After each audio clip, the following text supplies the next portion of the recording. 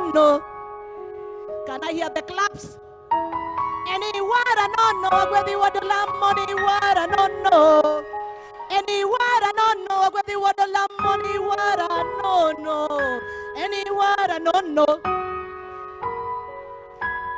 Taya ni water no no jale ni water no no taya. It's a blessing to be alive today. Yes or no? Yes or no? We are doing it for our brother Olwenya. Yes or no? The world is going to know that our brother is going to be celebrating up there. Yes or no? All right, let us pray. In the name of the Father, and of the Son, and of the Holy Spirit. Amen. Obango! Obango nyakalage! Obango nyakalage nyasaye manena panda. Obango nyakalage nyasaye manena lingling. Ahora l'amor. Baba na oro kuayo. Gwednwa Olwenya baba. Ruake Olwenya baba. Gwednwa Maina Olwenya baba. Gwedna artist for them baba. Father, in the mighty name of our Lord Jesus Christ, I want to bow down before your throne of mercy to give thanks and glorify your holy name for this day, Jehovah God. You've chosen it, you made it, you even marked it, Jehovah God. You said that you know our names even before we are born, Jehovah Shammah. Today we are standing in glory in honor of Olwenya, Jehovah God. Your son who you claimed back, Jehovah Shammah. You say that you bring back your flowers because you're the one who created them, Jehovah God.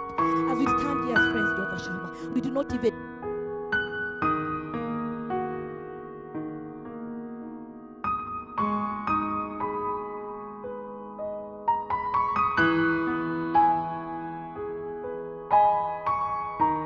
our brother, our son, our friend, our comrade, our colleague comes to you, Jehovah God.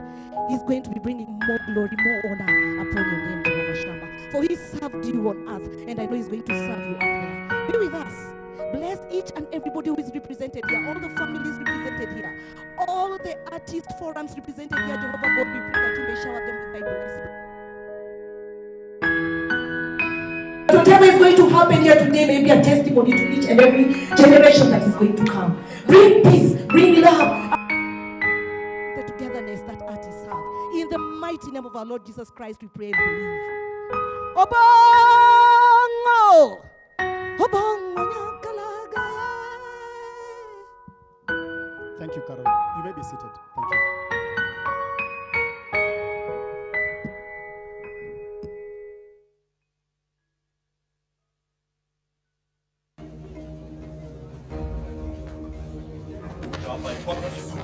Wapi kisu? Toa kisu. Nimekuona nayo, umeficha kwa rasa. Toa nione. Wapi kisu? Ya? Toa. Wewe toka hapa, toka hapa. Toka hapa. Toka hapa.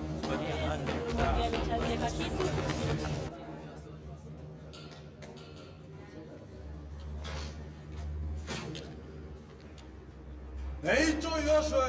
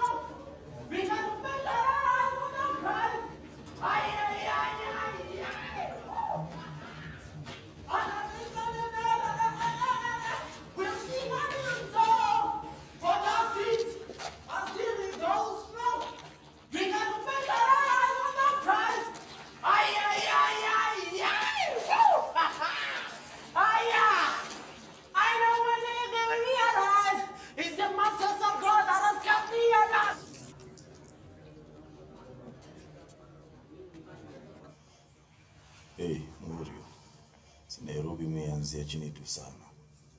Lakini usijali. Shangware kuna vile utaachiliwa.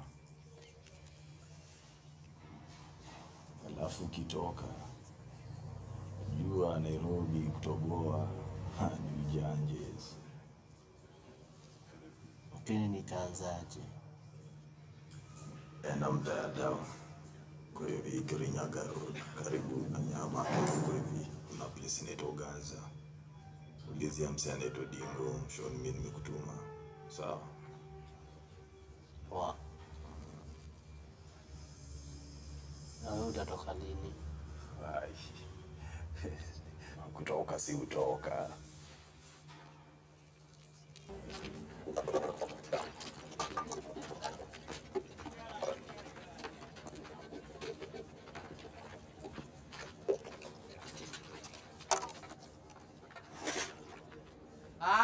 Oti. Gota jo mtu wangu. Hii ni job gani unadunga? Sasa ukishochapia ya Dingo? Na akanirusha hii wax. Ai. Ni uchovu. Ngie hivi. Ai. Na wax. Ai. Unaiachanga kimangoto.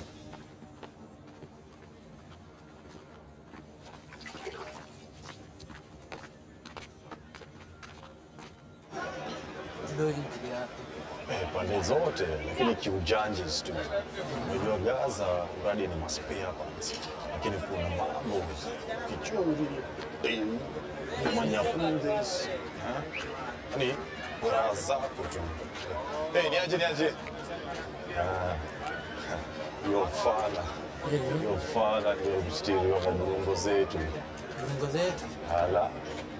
Gaza ni na wenyewe, Gaza ni yetu. Mimi nina jeshi yangu. Mbia nini? Fanya hivi, sinyongei sahihi. Sasa aka ndio kuchunga poa. Unasikia? Kapa hivi ukienda. Rawa iko sawa. Hapa hivi ndio mafusion zetu hutembezwa. Mpira uko mbali, hauna kitu bure wewe. Oti. Ye. Sema. Umetoka? Kwani msira ya? Ifala nani? Hii ni mwizi wangu. Mbona? Sema. Kuna tarehe kusema. Sema kwa. Naitwa Amina. Amina. Ameiva.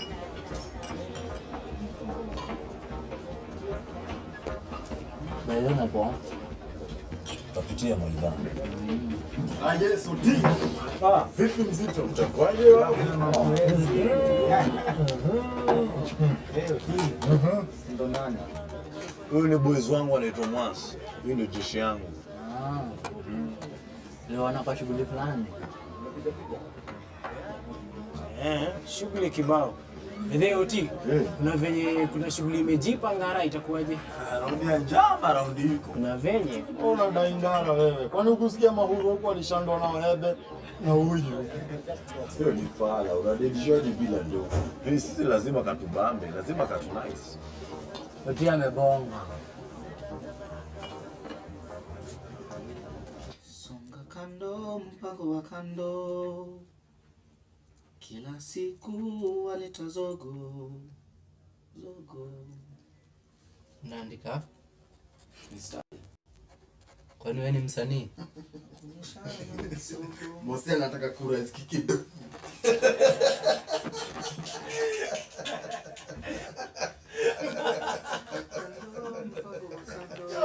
Songa kando, mpango wa kando. Hii ni Nairobi bana. Hawezi penda bila connections. Lakini unaweza, kwa ndio na mabist kadhaa. Unasema nini wewe? Alafu ndio unakaa wakande baroka vaite. Kwani vaitani tu? Vaita alikuwa mtiaji. Morome alikuwa mtiaji, alipenda boys fulani hapa hivi KJ. Huyo boys alipotoka, alikuja kama amepita na kichwa Morome. Kai. Hiyo deal kuna vile tungeishikisha. Sio si round hiyo ingine ni wewe utatuchapia. Aya, mimi najua kusoma body language.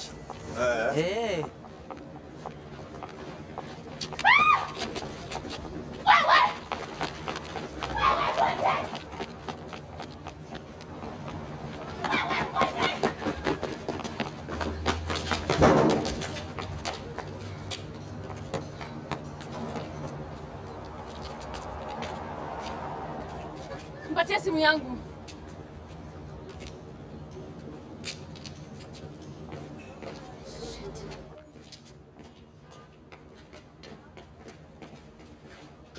Unatuambia nini? Shit. Wewe, unafanya nini hapa? Beast. Unafanya nini hapa? Toka, kwenda. Hao ndio mafala walindandia. Ai, si unaniambianga wewe ni ordinary? Mimi ni ordinary lakini unajua hao ni wa kukamu. Ai, na bado anakuja hapa. Wanadai ati showbiz 50-50. ai, na tukiwakausha. Tukiwakausha. Pap.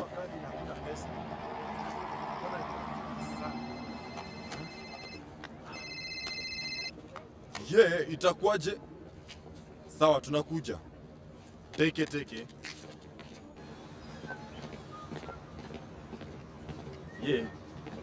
Itakuwaje?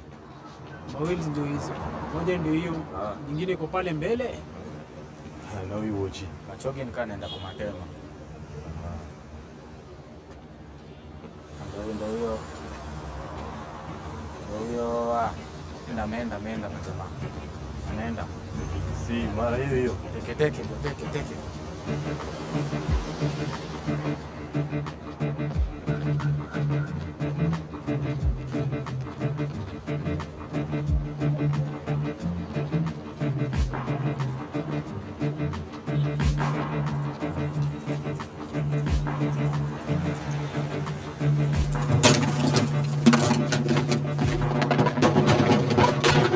Haya, Mori, umevunja.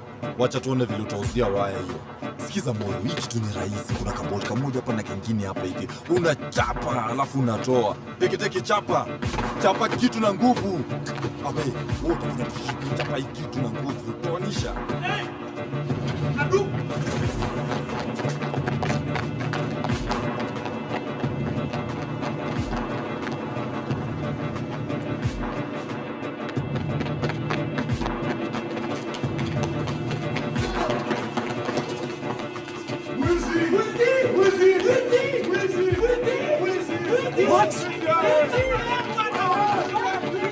Afande, acha tubonge kiasi.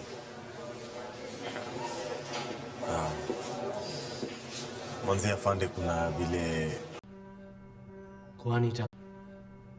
Kwani itakuaje? watatumalizia bodi zetu ziko XBNJ kwa nomata iko, alafu watadai tulikango tukinyambishiana. It's been a long day without you, my friend, and I'll tell you all about it when I see you again.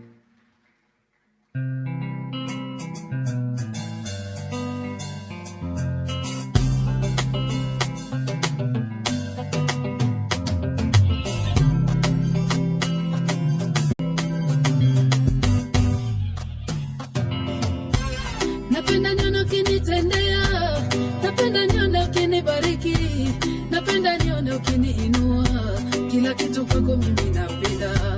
Napenda nione ukiniponya, napenda nione ukinifariji, napenda nione ukiniinua, kila kitu kwako Bwana mimi napenda. Napenda nione ukinitendea, napenda nione ukinibariki, napenda nione ukiniinua, kila kitu kwako mimi napenda. Napenda nione ukiniponya, napenda nione ukinifariji, napenda nione ukiniinua, kila kitu kwako Bwana mimi napenda. Napenda kila kitu kwako mimi napenda. Napenda kila kitu kwako mimi napenda. Yesu, mimi napenda mambo yako nayapenda. Napenda kila kitu kwako mimi. Yesu,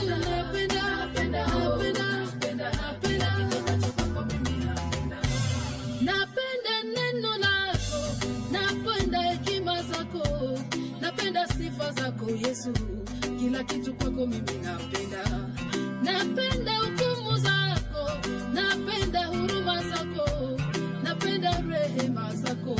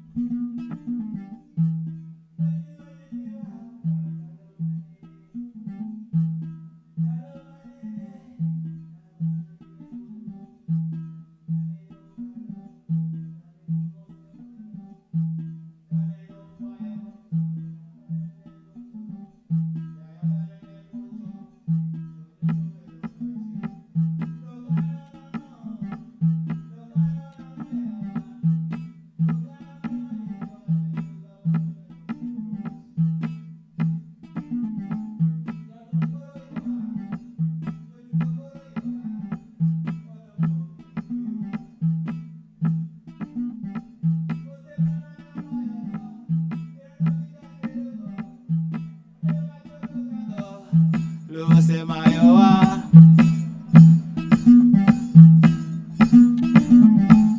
Lukano nango. Lukano nango yawa. Lukano nango. Lukano nango yawa. Apenju. Osepna dipetna. Osepna otelo. Tabenda lubange. Katingo tumba. Odipetho na totum di dongo koma chiegni. Lukano nango yawa. Lukano nango nyithiwa donga penju. Angera tingo dong dono. Wano se podero nyoro dero luar kubaru ich pesa jaluar makon luar dalo kimonyo tukonya aparga chiel.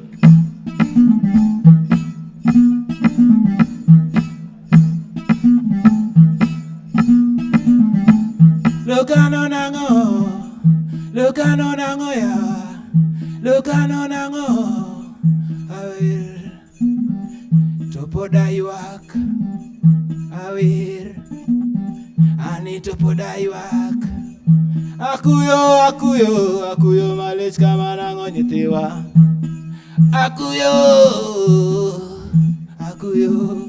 Akuyo malech nango.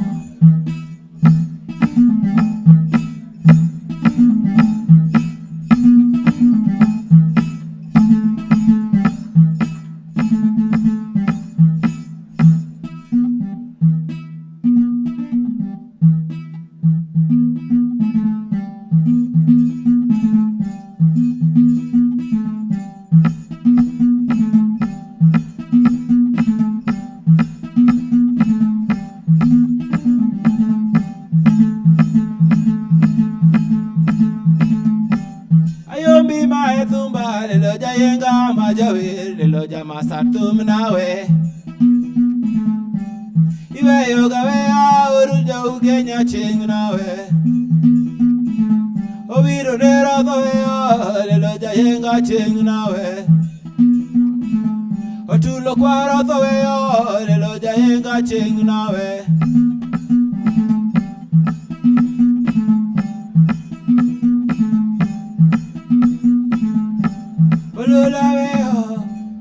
Ching nanawe. Olwenyo sepna uthowe yo. Lelo jayenga ching nawe. Aramalo makia ngabodhir. Ching nawe. Ololo ching nawe. Ani ching nawe. Thank you. Ladies and gentlemen, his name is Wakake. Wakake anakaa kijana mdogo, but this is one of those people who have been welcoming us to this theater since around 2004. And who has also been a mentor to many artists coming to KNT. And before we go on with the program, I'd like to call the following artists to come backstage, if you're here.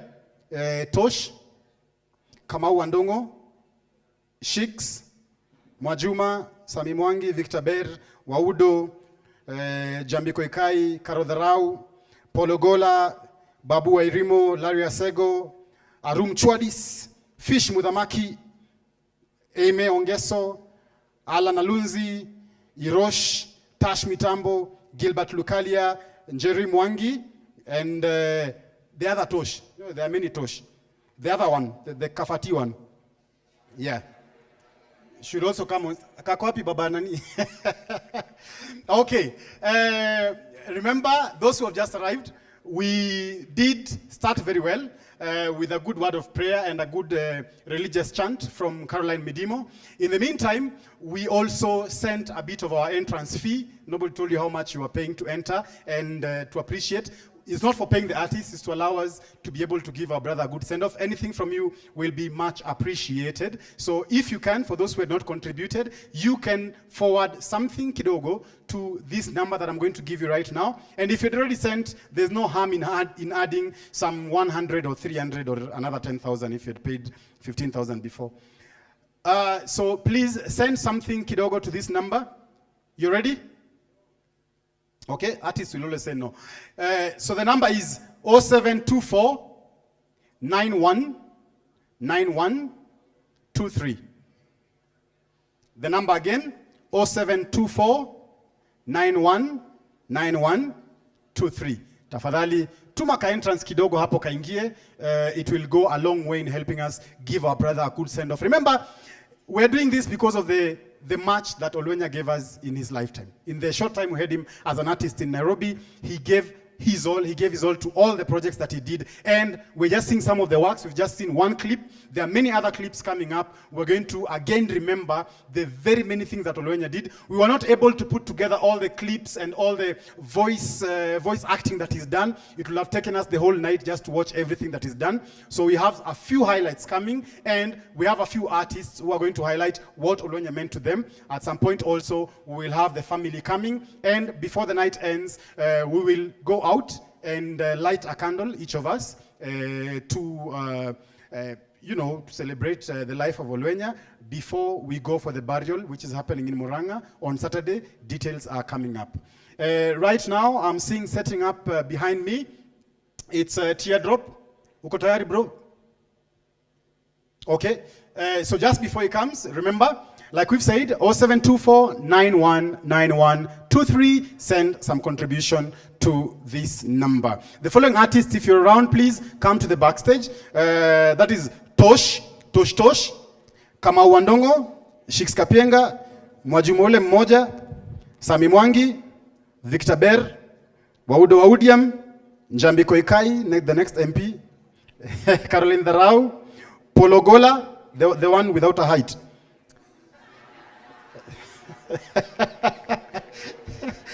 Babu Wairimo, Larry Asego, I don't think he'll be here today. He had surgery just the day before yesterday, so he might not make it today. John Arum, aka Chwadis, Fish Mudamaki Johnson, Amy Ongeso, Alan Alunzi, Irosh, I think he's already backstage, anacheka na ile mwanya yake huko nyuma. Tash Mitambo, aka politician, Gilbert Lukalia, I can't make fun of him, namuogopa. If you've dealt with Gili, you don't have to make fun of him, ama utalala. And then we have Njeri Mwangi. After that, then we will have teardrops coming on stage, and then I will invite the girls in boots, aka Caroline Midimo and Carol Darau, to come and lead us through a very nice session of contributions. And after that, we shall pass to performances by Giuliani. Is in the house. Giuliani is in the house. We also have Mufasa, and to culminate the event, we will have Hot the band performing at the end. So endelea kuchemuka mahali umeketi, sababu big performances are coming. All these guys knew Olwenya in person. You also knew Olwenya in person. So remember, as they are doing their thing on stage, you also feel free to do yours. Just make sure tujavunja viti za wenyewe alafu tulipishwe baadaye. Voila. So ladies and gentlemen, without further ado, I'm going to leave the stage to Teardrops. Father God, we worship you tonight.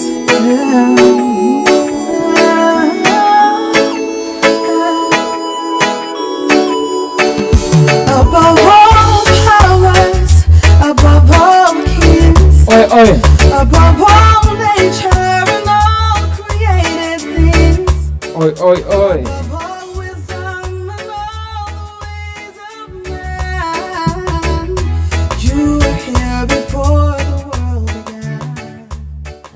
Above all kingdoms, above all.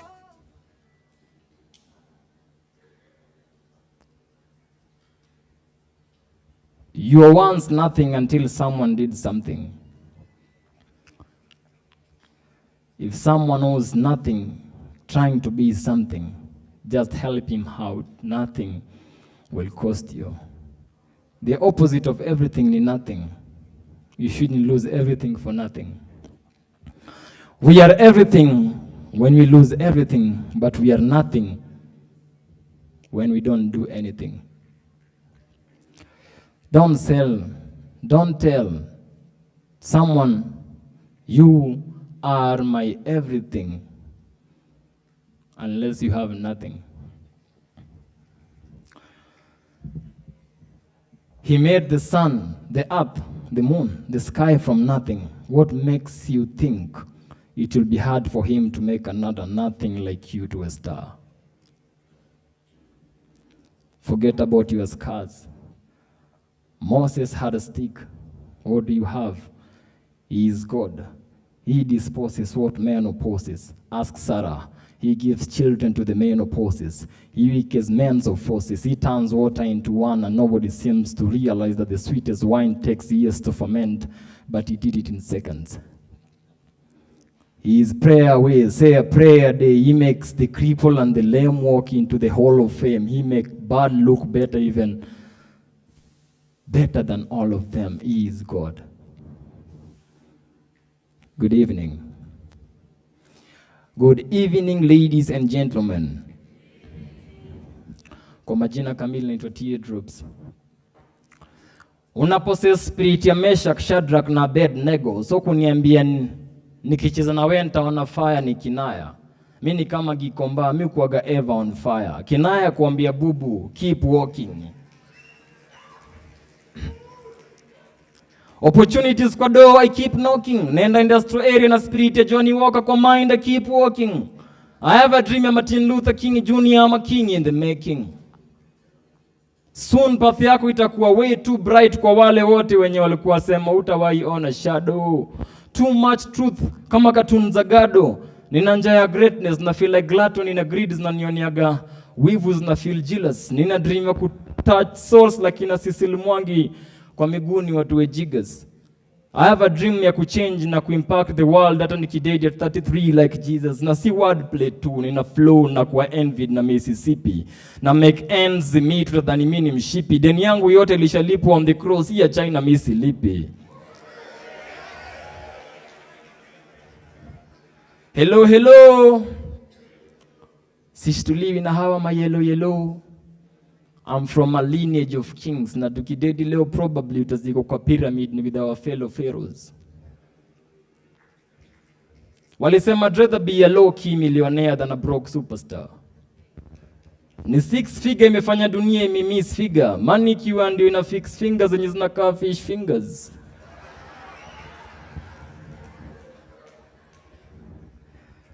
Kumwaga jasho 10,000 ndio nuni marashi 2,000 kuwa hesabu mahali na miss figures. Last man standing najua ni Sudan ile kifaru unasomea. Wapi? Shule ni Gumbaru, Friday vilabu zimejaa. Na hashtag ya Turkana kuna njaa. It's a drinking nation. See, tuko hapa sisi wote na purpose. Na kuna time ya kila siku, na kuna time ya kila mtu, na kuna time ya mimi na wewe, na ni time ya Mbabas. Mbabas alikuwa mgreat. Mbabas alikuwa mgreat kama acting. Ingekuwa physics, umse alikuwa gani Eastern. Na wenye wivu wanaweza ji-Edson.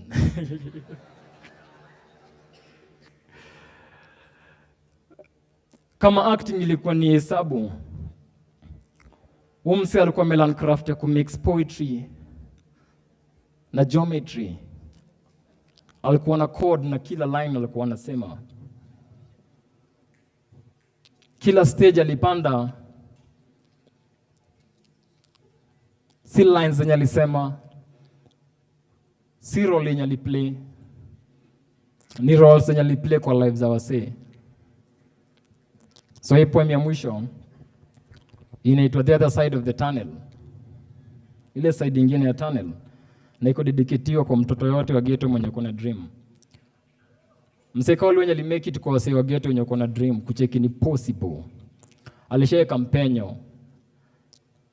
Na najua saizi tunataka kuwapeleka resi ya Wamanyala sio. Kenya imeacha ni legacy. Na itazidi kuishi na sisi.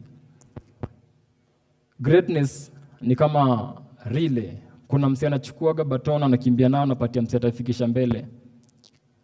Alifikisha penye amefikisha. sisi tumebaki hapa, tutaipeleka penye naenda. Lazima tuwina, tuna choice, sio? Natoka kwa ile side nyingine ya tunnel yenye ni kama kuna mtu alikula pesa ya token, ndio maana hakunaga light. Natoka kwa ile side nyingine ya tunnel yenye hadi kwa salamu usiwekelee uzito juu hakunaga kitu light. Natoka kwa ile side nyingine ya tunnel yenye ni ngumu kuambia mtu have a nice day juu bado siku ni night. Natoka kwa ile side nyingine ya tunnel penye kama budget ni longi, then si hatujawahi kuwa na cha kupocket juu hadi chini vitu ni tight. Natoka kwa ile side nyingine ya tunnel yenye naogopa hadi kuface Mwenyezi Mungu, tulikulanga hadi tithe. Natoka kwa ile side nyingine ya tunnel yenye tunaimbaga Black Lives Matter na vitu kama tribalism tunakuwa tumezifichiaga white. Natoka kwa ile side nyingine ya tunnel yenye vitu zikienda wrong watu kulana right, penye wale wa wrong utoka na tick ndo vitu zikuwe right, instead ya kuulizana what's wrong and how can we make it right. Kalamu sio shida, shida ni maandishi, let's make it right. Natoka kwa ile side nyingine ya tunnel penye vijana wanakula unga na familia zinalala njaa, wengine wanatosha mboga na bado wanalala njaa, wengine wako na beef na bado wanalala njaa, wengine walipata jiko na bado wanalala njaa. Natoka kwa side nyingine ya tunnel yenye vijana wanashinda wakiangalia saa juu at any time wanafaa kuwa wamekaa masaa. Future ni bright even though our presence inakaa makaa. Natoka kwa ile side nyingine ya tunnel yenye umaskini litukataa, tutadedi masuperstar. Natoka kwa ile side nyingine ya tunnel yenye hii si story ya Lion King, hii ni story ya Scar yenye sasa inasemwa na mtoto wa Scar. Natoka kwa ile side nyingine ya tunnel. Popote huko, chochote unafanya, the future is always bright. Day ya leo itakuja na kuna day nyingine kama leo itakuja. Noma ziko kwako. Kwa Bible, kama nilisoma Bible kiasi but nilienda Sunday school. Kuna time fulani Saja alikuwa amekaa kwa garden yake majioni, Ibilisi akakama around. Akamuuliza ni aje? Umetembea kwa mtaa huko chini, umetembea earth mzima, umeingia Afrika, umechiki msae wangu Job. Devo akasema mzee anachapa Job. Olwenya alikuwa anachapa Job.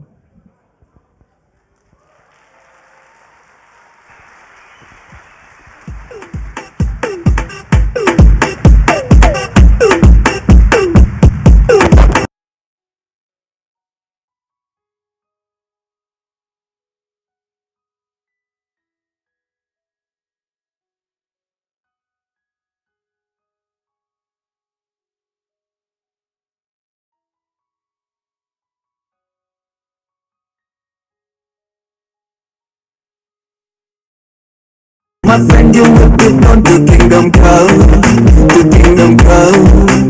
If you know a bro.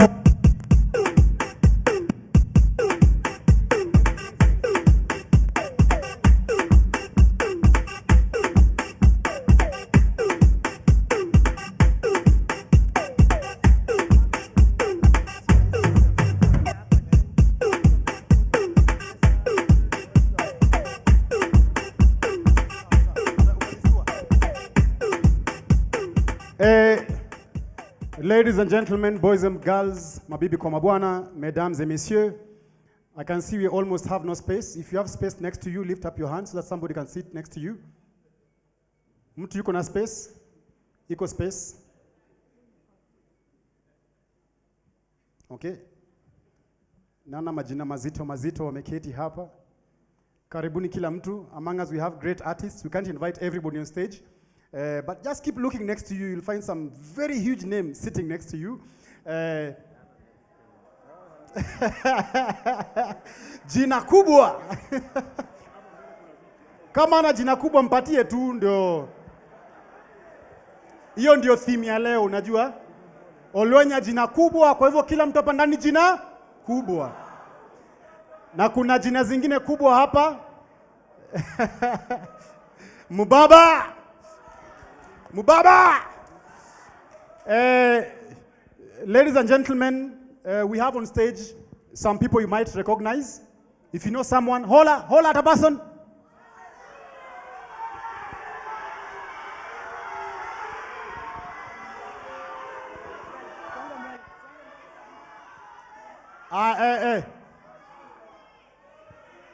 Sawa, ngoja. Shikilia hiyo ingine, kuna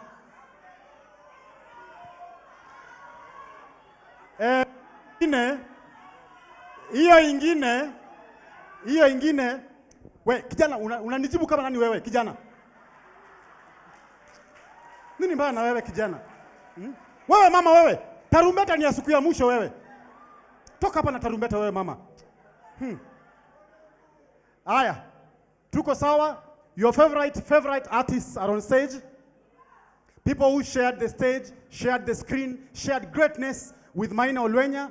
And situache tu mtu ongee ile kitu anataka. Si ndio? Atoe ile kwa roho, si ndio? Na kama kuna kitu ajaye ambia mtu atuambie leo, juu hakuna siku nyingine, si ndio? So I don't know where to start. We'll just pass the mic around. Alafu tutaanza. Now, you can tell us, just say your name, and tell us where you met Olwenya, and also what it is that you remember Olwenya best for. Each of you, a minute, tukiendanga. Aha. Hamjamboni. Olwenya. Let me say something small about Olwenya. My name is Ken Waudo. Kuna kikosi kinaitwa Heartstrings.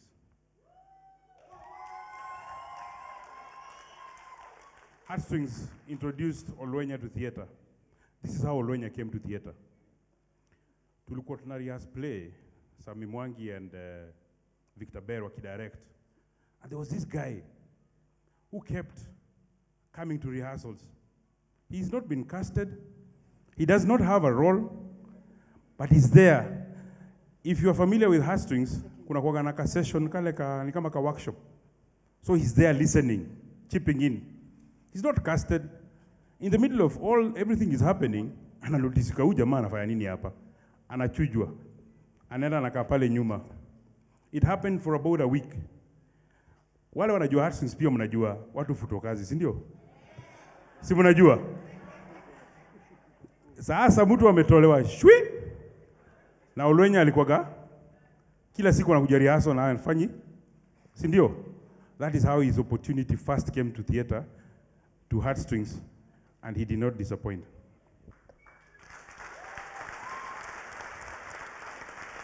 At first his name was funny because it was Olwenya Maina. Now Beri ndo the first person to encounter him. So instead of kusikia Olwenya, alisikia Olwenda. And that's how his first nickname in theater came about. Alikuwa anaitwa Banyenjes. Heartstrings mnajua Olwenya alikuwa anaitwa Banyenjes before itwe Mbaba. Waudo does not like explaining things properly. Olwenda is the Luo for Mende. For Mende, cockroach. That is where the Nyenje name came from. Yes. And we stuck with Banyenjes for the longest time. And Banyenjes alikuwa anapenda kasuti fulani ka blue, kalikuwa ka flare.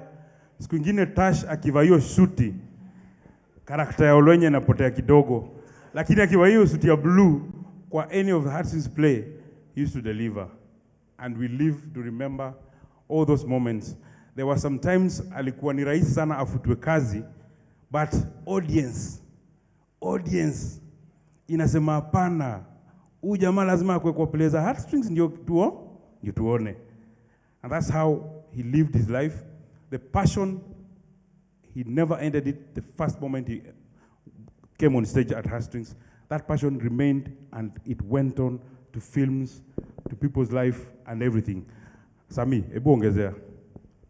I'll speak for 30 seconds as we need to wrap up this in 7 minutes through this group. Now, I'm here to talk about the last minutes that Olwenya. And I'm very glad that the last minutes he spent them doing what he loves the most. Because Olwenya left us exactly 3.5 days before he was going to do his last play, which was in Whose Hands, which just ended the Sunday before. So,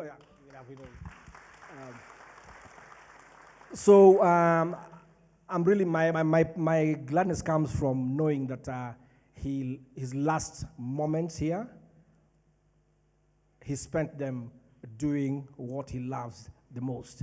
What do you love doing the most? So for Olwenya, tulikutana naye huko Heartstrings, that's where we met. And I used to call him Wakanyenje. So Wakanyenje alikuwa na two ethics, alikuwa na fun ethics na alikuwa na work ethics. Whenever he was working, he also had lots of fun. Sasa there was a time we went to have fun, yeye na Alunzi, kule Alunzi tulikuwa tunapenda. Sisi ni wazee, so we used to go to Florida 2000, F2. So tulikuwa huko, and then Olwenya kitu ya kwanza tumeingia hivi na ameingia stage kudance. Na mimi nimejifanya kamzae, sitaki kudance, nimekaa na kunywa kinywaji, but Olwenya was insisting stand up. Of course, eventually tulisimama tukadance, but tuliwekewa mchele hiyo siku, but it's a story for another day. Now, kidogo tu touch. Please let's welcome the family of Olwenya.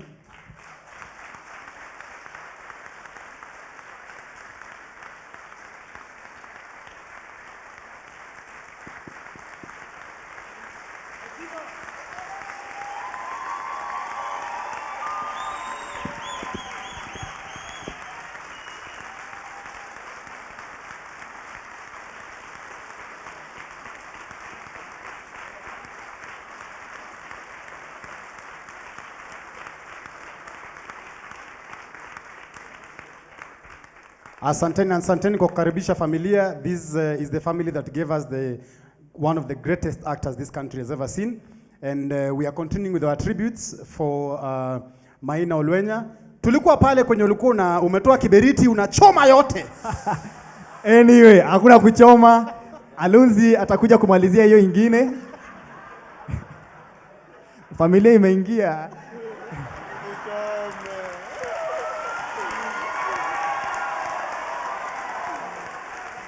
So, sababu ya kusafisha rada kidogo, Olwenya alikuwa na style yake, his style of working, especially people who are familiar with theater. We have techniques. We have vile Constantine, ataitwa Stanislavski, ndio, and we have Meisner. Sasa Olwenya hakuwa anatambua hizo zote because he had his own style of acting, his own method of acting, ambayo mimi nitaita Wilfred Maina Olwenya acting technique. Kwa sababu ilikuwa strictly you must have fun whatever the character you are performing. Haijalishi kama ni huzuni ama ni nini, but you must have fun. And he was so effective in whatever he was doing that finally alipata, tutawaita proteges. I think the first student, very nice student of Olwenya ni Ndenga. If you look the way Ndenga act, utaona huyo ni Olwenya.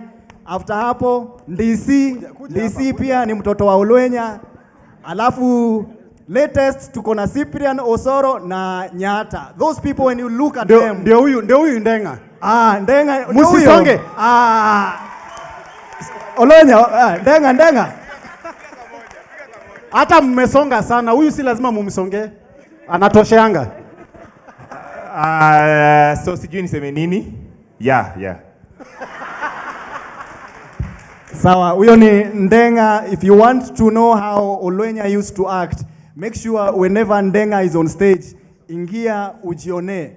Ama utafute DC, Timothy DC, ama Cyprian Osoro and Nyata. Those people you see them on stage, you see Olwenya. So he was a brother. Nilikuwa namuita Wakanyenje. May he rest in power. Good evening. Kwa wale tumeokoka, praise God. Hallelujah. Now, my name is Hirosh. And I want to talk about not Olwenya, the actor. I want to talk about my brother. There was a time in life, mimi na Olwenya, ungeona Olwenya ungenitafuta tu mahali tukuwa tunaachana. And I remember the very first day I met him, tulikuwa pale wasanii tukirehearse setbook za Fanaka Arts Theatre. So that's how I met him. Olwenya was the kind of person akiweka mind yake kufanya kitu hata ukuwe unadu hakuwa na change ama na deflect from the purpose alikuwa amejideterminia. Tukiwa na yeye heartstrings, kuna time kijana alikuwaga anachekesha kila mtu isipokuwa yeye. Ukiangalia control, kila mtu amekufa. Ukiangalia audience, ukiangalia cast wenye wako naye kwa stage wako machozi, ni yeye tu. One particular moment alitu surprise stage, akaeka briefcase tukiwa scene 2 tuko tu hivi kaka kwaya. Akaeka briefcase bigi, akaifungua, alafu akatoa ka Gideon. Ilikuwa scene ya church. Hiyo kitu ilikuwa surprise juu mse yote hakuna mtu yani ulikuwa na imagine huyu pastor amekuja anataka kutoa kibaibo. Anatoa ka Gideon. Kila mtu anatetemeka. Unaangalia hivi watu wako. Kale ka Bible ka blue. Kale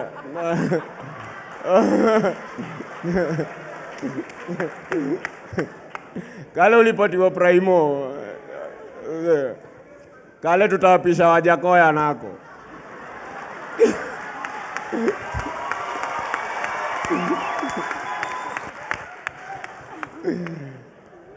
Ukiangalia cast, mimi ndo nilikuwa nafaa kubonga after amalize. Ukiangalia cast inatingika. Beri ndio alikuwa control huko, ajuagi kucheka polepole, amecheka kuliko audience yote imeokotwa, alafu anasimama kando yangu ananiambia siongee. Mimi ukinipata stage mimi ucheka, mimi nifute but ndafurahi. I can't imagine tutaget talanta ingine. Ulikuwa unasimama stage na Olwenya, hauna otherwise. Lazima ukeep up. Alikuwa anakimbia unamfuata. Na akikuacha sana utakaa fala, so inabidi pia uongeze pace. I will miss him. Yani hata Olwenya akikatia demo wake nilikuwa nawaona hivi wenye wanapeana wa mistari. Ninachoma.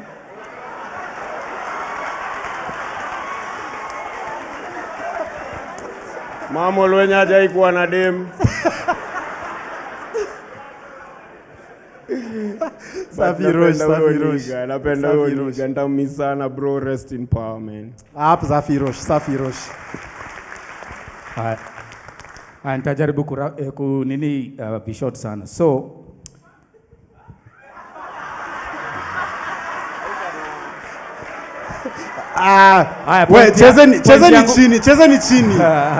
chezeni chini. Point yangu itatosha na mimi. Yeah. So if mimi naitwa Paul Ogola and Olwenya, you'll never go wrong if Olwenya is your SI unit of acting. And for the 3 years that nilikuja auditions at Heartstrings Kenya, tamaa yangu ilikuwa ningependa kukua on stage na Olwenya, because every show nilikuwa nakuja najiambia nataka kuja Heartstrings na nitoboe, na ile siku nilitoboa nikagundwa kumbe bado. Even when I entered that circle, there is another circle you had to enter to access Olwenya artistically. And hiyo circle imeni take a lot of time kujaribu tu to be an artist, tule tunaweza have conversation na Olwenya up until show ya last. Ndio nilikuja nikarealize through him that nimetoboa. How? Olwenya came, and as we were rehearsing and talking about quality of our arts, of our performances, sijui tulikuwa tunapiga story gani, but Olwenya told me, tuki criticize of course wasanii tukiongelea huko venye performance yenu ni poa ama ni mbaya. akiniambia venye wasanii wengine wanaringa nini. Nini performance zao ukiangalia si poa but wanaringa. Then this is what he said next. Unajua wewe unaweza ringa. And that for me was a street cred that artist street cred yenye I'll carry with me forever, because I really wanted to be in that circle. The kind of conversations we were having with Olwenya hii juzi tukiwa na yeye were the kind of conversations nilikuwa natamani sana wakiongea na wakina Tosh, wakina Kabue. These were the top tier guys. They are still the top tier guys then and now. And I really, really appreciate the family for giving us Olwenya. The kind of achievements Olwenya ameleta kwa Kenya ni kubwa. Olwenya ni jina kubwa, and since he immortalized himself with his work, I'd really, really appreciate if all of us keep on studying how he was doing his stuff and most of his stuff, and I think we will go far, because hey, yeah. Hapo. Yeah, hi guys. My name is Mwajuma Bell, and today, my goodness, we are here to celebrate a hero. This man, I've known him for quite a long time, years to say. I will forever remember him as a very, very good friend. I will forever remember him as an actor who inspired me, because I met him when I was just starting acting, and I mean, here we are still going strong. And I will forever remember him for that blue suit. Jameni, hii suti, guy. You know, this is the character that he had developed over the years, and every time he stood on stage with that suit, alikuwa anashinda akisema, siku ile Mwajuma utaniona nimepanda stage bila hii suti, ujue hiyo show si feel. So always he stood on stage with that suit, and he grew up to be an actor that, you know, all of us totally looked up to, you know. He was great. He was amazing. He was awesome. And I believe where he lies today, even the angels are just like, for real, for real, for real. Salute, salute, salute.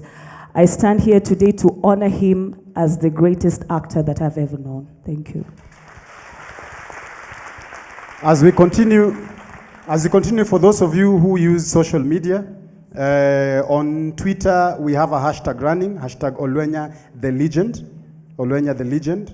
You can use that hashtag, take photos, share them. Let's keep the memory of our brother alive as long as possible. So take photos, share stories with your friends. Remember the hashtag is Olwenya the Legend. And as we continue, we wachana mimi wewe. It's just one guy there. Our eyes were passing like this and we're like, huh? Yeah, that is a very Olwenya style of dressing. Ebu get up. Your scarf. Wewe keti wewe. Wewe. Watu wa chama ndogo. Hebu muone. Let's carry on, Babu. Good evening. Good evening. Manze, wacha nianze na kusema na feel madhogodhanio, so mni allow, yeah? For a start, nataka kuanza ku appreciate na kusema, for me, imekuwa an honor to meet such a great talent and a wonderful human being kwangu. Tulimit na Olwenya kwa nikiwa nafanya Safe Ghetto, yeah? Tulikuwa tunafanya community forums, community theater. Na wakati Olwenya alikam, tulijipata tuko kidogo pamoja kwa sababu alikuwa amekam kuongelea demu yake fulani, alikuwa nakatiana tonge, hataingia kwa details. And of course akaniambia wewe ndio utakuwa, hatutamshow lakini story yote itafanyikia kwako. Tunataka kumpatia surprise. Najua anione, na ukweli hiyo demu alichangamka. Alismile yake yote but at the end of it all ikakuwa ni evening poa. The other time ilikuwa kwa set ya Nairobi Half Life. Na Nairobi Half Life kwangu ilikuwa such an invaluable experience.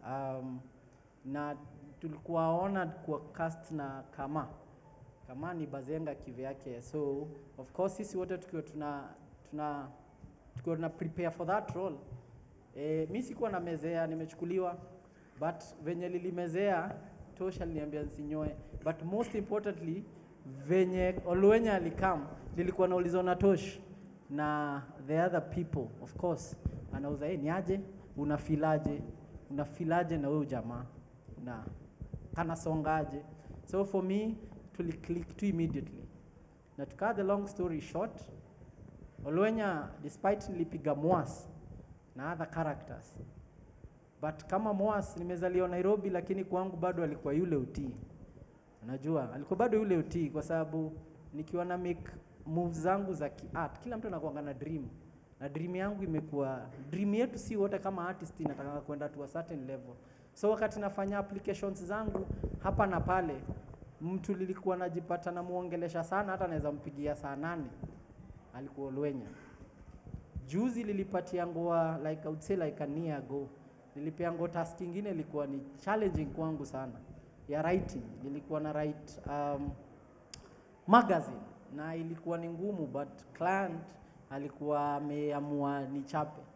Imagine Olwenya tuli have na nights za kuniguide, na lastly akanipatia sort of like a manual ka half a page, ambako mi sikuwa na mezea styles za kuact ama nini. Mimi I guess ni ile atuende tukiendaga, unaona, observation. But Olwenya alikuwa anani expose to very interesting texts ambazo zina inform talent yangu, zina inform art. But apart from that, tulikuwa napiga raundi sana, na kuna kairia tulikuwa tunaingia tukipiga job. Alikuwa anapenda sana kwenda kusocialize na kuuliza venye iko na filaje, show ikoaje, ni mlima ikoaje. So at the end of it all, kwangu wamekuwa tu kwa life yangu as a very close friend, alikuwa ananiita kamzae, lakini tukienda kwa noma kama kwa street siku nyingine tukijaribu kurushwa, akasema huu ni boys wangu, ikabidi nikuwe boys hiyo wakati. So alikuwa very protective in regards to that, na alikuwa kwangu alikuwa tu chalimrili. Of course kama artist tumekuwa na the other day Tosha alikuwa na bonga anasema kama artist like a normal human being tunakuanga na challenges zetu, tuna flaws zetu, unajua tuko na strengths zetu, but most importantly kwangu venye nataka kuremember Olwenya, alikuwa a brilliant person, human being and a wonderful talent. Manze, asante. Just before, there's another one who has decided today he's shy. He's called Alan Weku. Alan, kuja stage. Anybody who knows the time Olwenya appeared, he appeared with Alan. Ilikuwa kama Mudavadi na Weta. Unabai mmoja kingine kanakuja tu. Aka ndo kalikuwa kanaka mingi.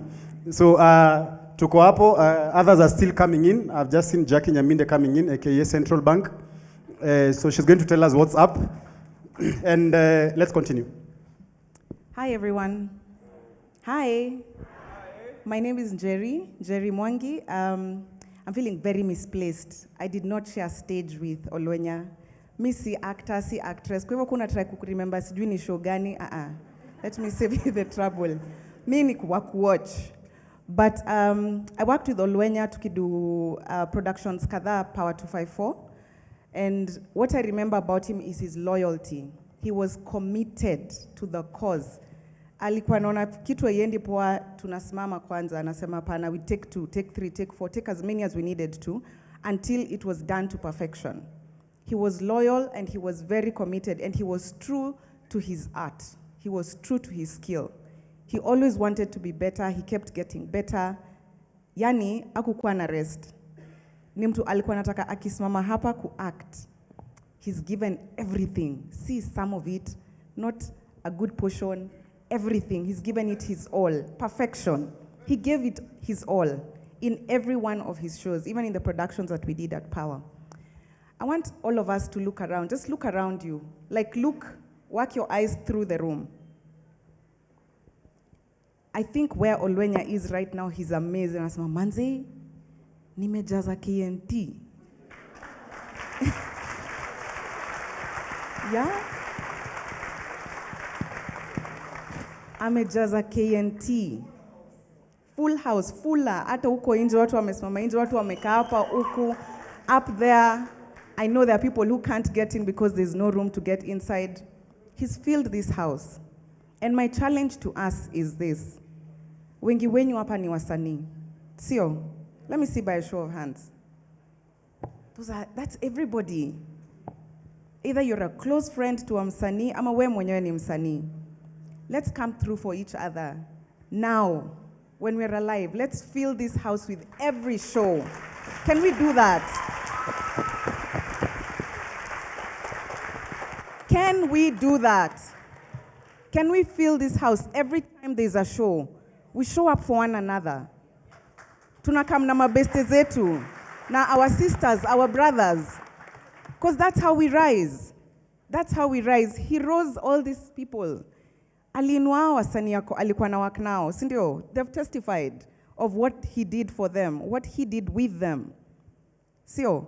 So my call to us today, as we honor Olwenya, today and in the days to come, for as long as you're alive, whenever there's a show, wherever, let's show up for one another and uphold each other in honor of Olwenya. Thanks, Njeri. Njeri says she's not an actress, but ule mtu naishi na yeye kama wewe si msanii uko na mashida.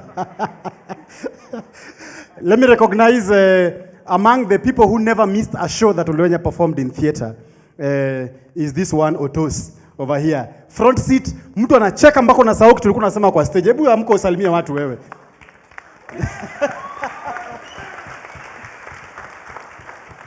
Huyu alizaliwa akasipankiwa akacheka. Na akakwama hivyo maisha yake yote. Anakwanga tu. Unaambia habari yako? Hayuko poa. We continue with our tributes for Olwenya. Now we have the first toast. You remember the first toast I talked about? Before the other one? Yeah, that one. Mambo. My name's sijui kama ni my name's is. Yes. My name is Tosh Gitonga, director Nairobi Half-Life. Ndapiga tu story moja Olwenya.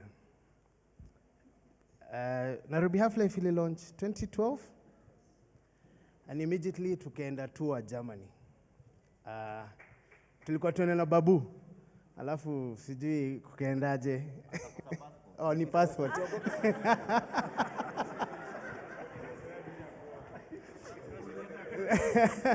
So tukaenda na Olwenya. 1 month tulikuwa tuna drive around Germany. Ni possible, unajua huko yani 300 kilometers ni 1 hour. So tukaenda the first trip, nilikuwa nimekaa mbele. Sasa unajua Kenya tumezoea speed ya 120. Kule wako na kitu inaitwa autobahn. Speed slowest ni 180 so mbili. Yaani kila mtu ni teke. Alafu hapo unajua umezoea anything can happen. Pale Kangemi kutakuwa na mlevi. Ama kuna mbuzi ita cross. Unajua tunapelekanga gari tukiwa ukiexpect anything. Kule watu wanaendanga ni kama there's nothing coming on the road, which is so trip ya fast mimi nikimekaa mbele. Niliingiza baridi, yani niko nashindwa kubreathe. Naangalia na tuko na bebwa na dem.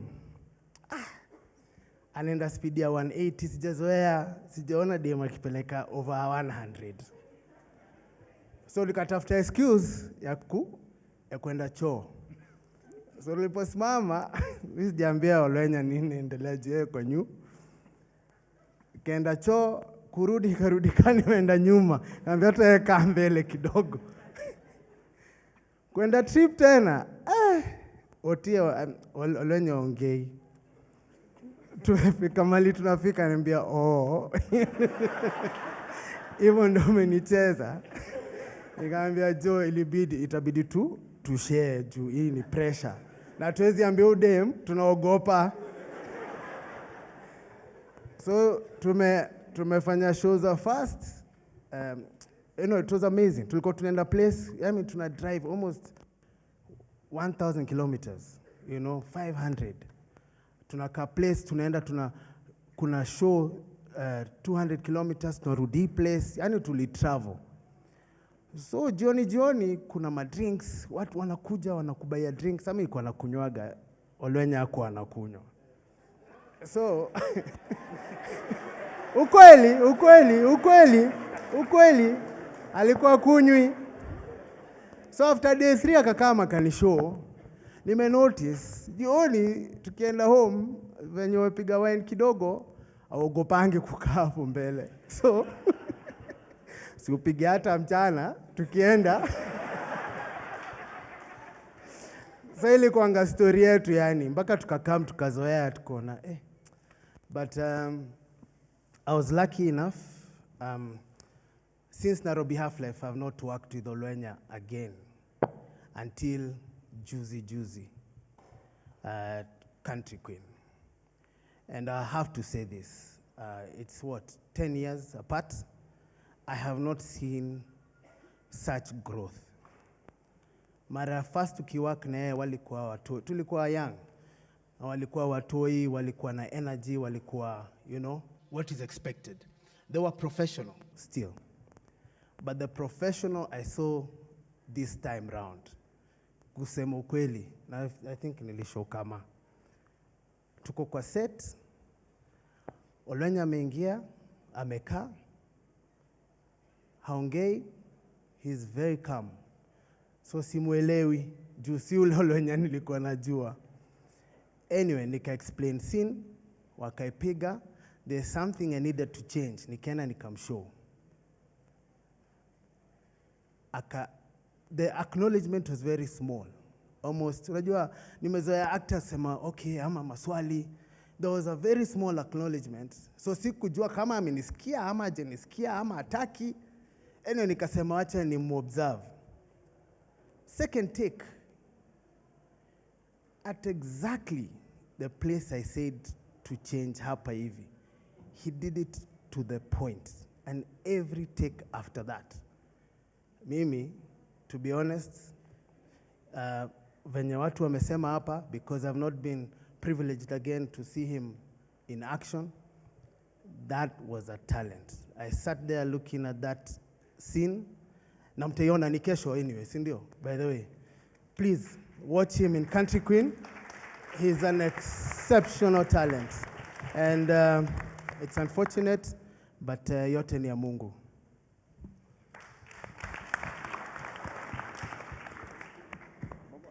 Mwadhani Agoso. Mimi naitwa Kamau Wandongo. Nilikutana na Olwenya kwa hii stage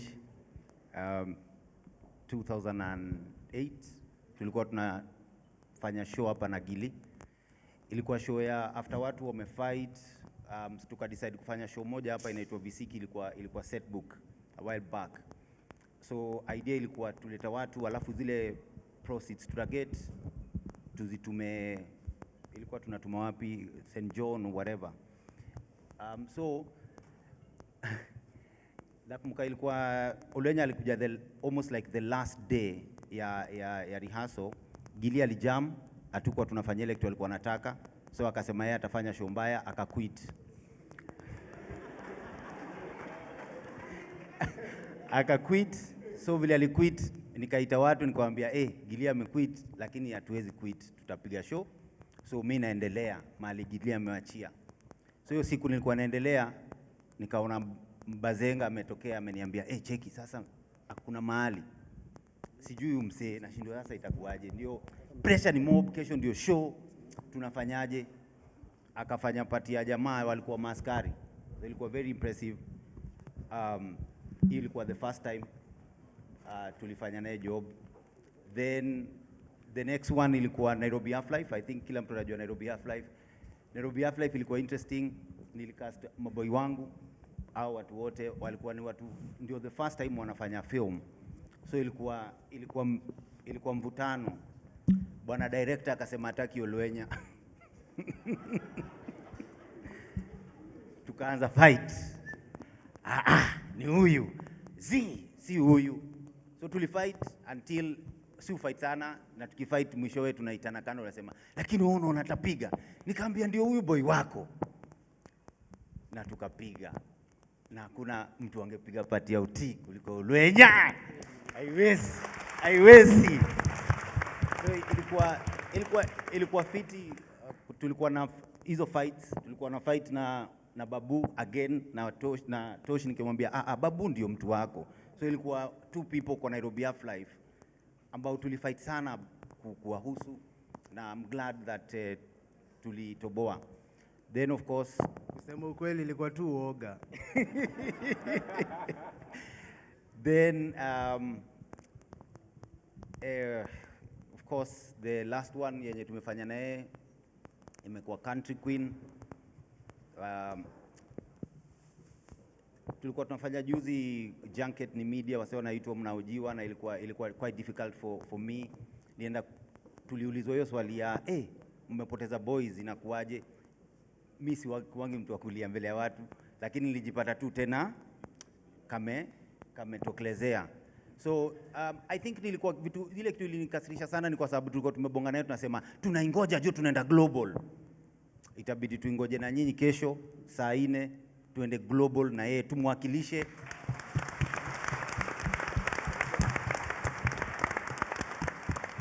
Na kuna kitu moja tunaweza wa promise, si ujipiga makifua hii kitu ni poa. Huyo jamaa alipiga job Tosha, akisema vile anasema sio uongo. Watch kesho 10:30 na uta regret kuona mzee mwenyewe. Asante. Sababu ya wakati nitaharakisha wasanii kidogo, sababu we are supposed to be in another activity, so please forgive them. Si ati hawana kitu kusema, wako na vitu mingi, ni wasanii. They have a lot to say, but I'll ask them to spend less than 30 seconds. Yeah. Especially wazito washamaliza, sasa ni wepesi wanakuja. Kwa mwili, sio kwa CV. 30 seconds, okay. I don't know what naweza sema juu Olwenya, but I'll start with the first time I saw him. See, not when I met him. Ilikuwa hii stage, hata unfortunately nimeona Irosh. Nilikuwa ndio nimeingia for the first time from high school. Nataka kujua mambo ya acting. So I got a chance to peep. It was a rehearsal and they were doing Irosh alikuwa Batu, Olwenya alikuwa Mwelusi. Nikazubalia hapo kujaribu kujoin hiyo group, nikaambiwa vile umesema sahi watu wepesi. So then we met again now at Heartstrings, tukakuwa mabro. We used to challenge each other. Bado sija kuna story ya F2 F2 mchele nikambeba mpaka home kwa mother, kalala kwa kiti. Naliona keke hiyo mchele akapoteza miwani. Kingfisher, malaria. 30 seconds. But he lived. He was a free spirit and I loved everything about the guy. Thank you, Lindsay. Vipi majamaa? Mimi naitwa Anthony Ndongo wa Matosh, na naweza sema Olwenya was the most unpredictable and fluid actor I ever got a chance to work with. Tulikuwa tunafanya shows at Heartstrings kama 18 shows, but every show was different. Hatukuwa tunajua tuna expect nini from Olwenya. He could do anything. And then Olwenya angeingia, the moment ameingia stage, if your cue was his entry, then you had to wait for 3 minutes, audience wampigie nduru, kwanza kutulie so that you could talk. Hiyo ndio impact alikuwa na. So nimeona vile mother ameingia, mkasimama, amepiga makofi, ikanikumbusha. Hizo ndio vitu zilikuwa zina happen. Olwenya nikimjua alikuwa, he was very young. Olwenya is 5 years my junior. Na kitu ilinifurahisha naye ni ati hakuwa iangalia age yake. Hata ungetuona naye ungefikiria sisi ni rika moja ama yeye ni mkubwa, because of his voice, his height. Alikuwa, yani mtu alikuwa na presence sana. Na hakuwahi jiangalia, I'm still a novice, I'm still learning. Olwenya alikuwa naruka depend vile kutaenda kuende. That's one lesson maybe wale wanaingia kwa industry saa hii mnaweza learn. industry yetu inakuwaga monolization kama high school. Kuna maform 3 wanafeel nyinyi maform 1 mnafaa kuwa pale chini, maform 4 air. But for him, you could not monolize him kwa industry. And I remember pia the same thing alibeba. Olwenya was the station voice for Radio Jambo. If you all listened to Radio Jambo, mlikuwa mnasikia hiyo voice. That was Olwenya. Olwenya replaced Sam Otieno. When Sam Otieno passed on, Olwenya ndiye alimreplace. Hiyo hata si kitu kubwa yeye kumreplace. Sam Otieno was a legend. Sam Otieno alikuwa amebobea kwa industry and he had the voice. Olwenya alipata hiyo job in his early 20s. He was the youngest station voice in the country. In his early 20s, alikuwa na command hiyo studio. So naweza sema I feel privileged. I shared a stage with him. I was on set with him. I shared a studio with him. We did voiceovers together. And he was this guy. Olwenya was, yani alikuwa tu kibinadamu. Olwenya was kind. Olwenya was loving. Olwenya was an idiot. Olwenya was irritating. He was annoying. He was a gentleman. I mean, hiyo cocktail yote. He was so real. When he annoys you kabisa. When he's a good guy kabisa. Yani, that was him. Another thing I loved about him is his passion for his craft. Tosh ameongea kuhusu vile walienda Germany, wakienda Germany. That day they were flying out. We were doing a show, the Kenyan Playboy at Allianz. Olwenya alikuwa ameambiwa na directors, unaweza kosa kufanya hii show because we've already prepped Ndenga who can stand in for you. But he insisted, wacha nifanye show, then that last show hiyo yana fly out, ndio nitakosa kufanya. Then he came, ikafika hiyo show, he still insisted bado anataka kufanya hiyo show. Let me do the first scene peke yake, then after the first scene I can leave. First scene ikaisha, tukafikiria na change aende kwa gari aende airport, he changed for scene 2.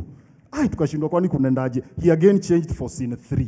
He had to be dragged kutoka kwa stage aende airport. It was his first time to fly out of the country, first time to board a plane, but ile excitement ya ndege hakuwa nayo. Alikuwa anataka kubaki stage bado. That's one thing I loved about him. I used to tell him, mimi ingekuwa ni mimi nimeambiwa napanda ndege mara ya kwanza nenda Lodwar. Hata si maambali, nenda Lodwar. Hiyo siku nitalala airport. But wewe unaenda Berlin, unaenda Germany na utaki kuishia. Man, I'll miss that guy. God bless you. Safi Tosh. Thank you. Arum Chwadis. Arum. Pole sana, I can only speak English. Good evening.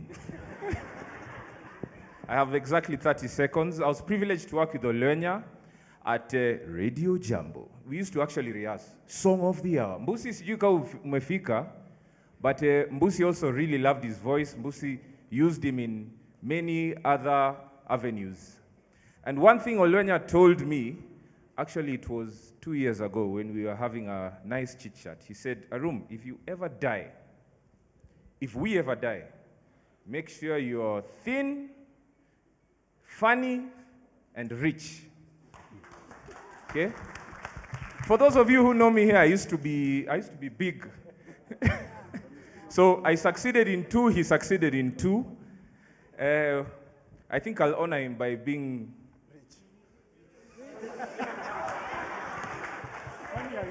funny. But rest in peace, Olwenya. I'm happy it has even rained today. I'm happy to see you all. Asanteni sana, and may Olwenya rest in peace. Good evening. My name is Gilbert Lucalia.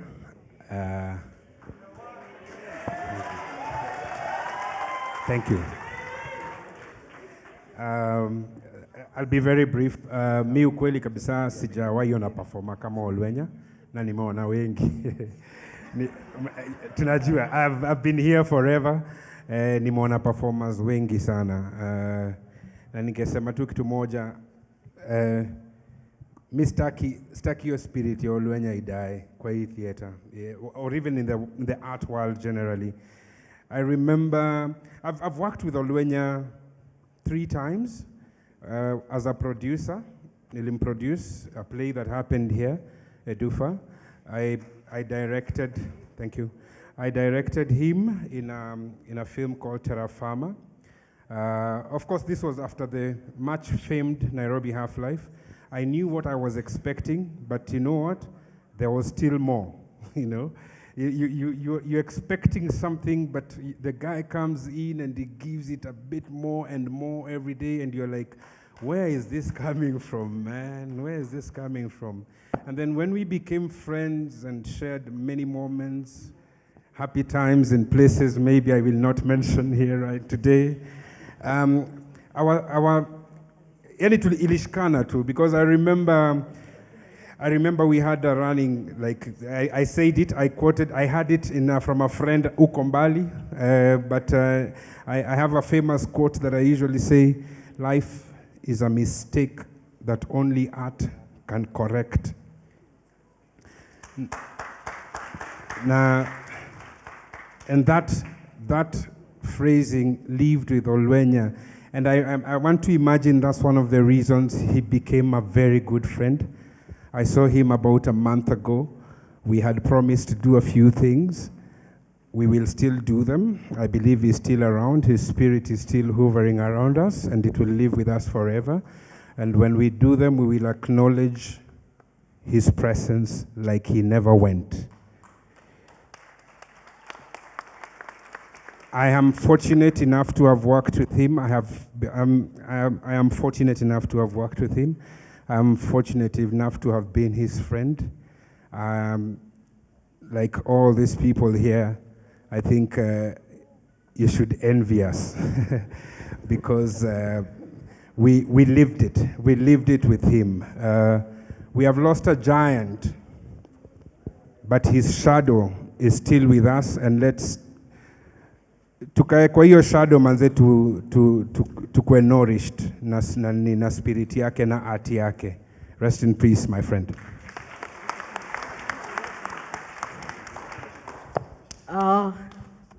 Naona watu ni wengi vilivyo. Mimi naitwa Lucy Njoroge, napenda kuongea Kikuyu sana. Olwenya tulikuwa tunaongea Kikuyu yake haikuwa clear sana, but nilikuwa namfunza hapa na pale. I know we're going to miss him a lot. I used to meet him when I was going to Westlands Primary School. Every time he'd go to Radio Jumbo, and I'd tell him, Buddha, your voice is awesome, and you got a giant voice. We're gonna miss that guy, for real. I wish angekuwa hapa, aone hii rende yote. Yani everybody's here because of Olwenya. Guys, we're gonna miss that guy. Thank you. Thank you, Lucy. Naitwa Triza. So, mimi tulimiti na Olwenya Heartstrings. Alafu Roy Sampo akakuwa jirani yangu, akakuwa rafiki yangu, na sijui ile film adhogodhanio bado, so yeah, wacha nifikishe tu hapo. Alikuwa tu best yangu. So the biggest person in the room.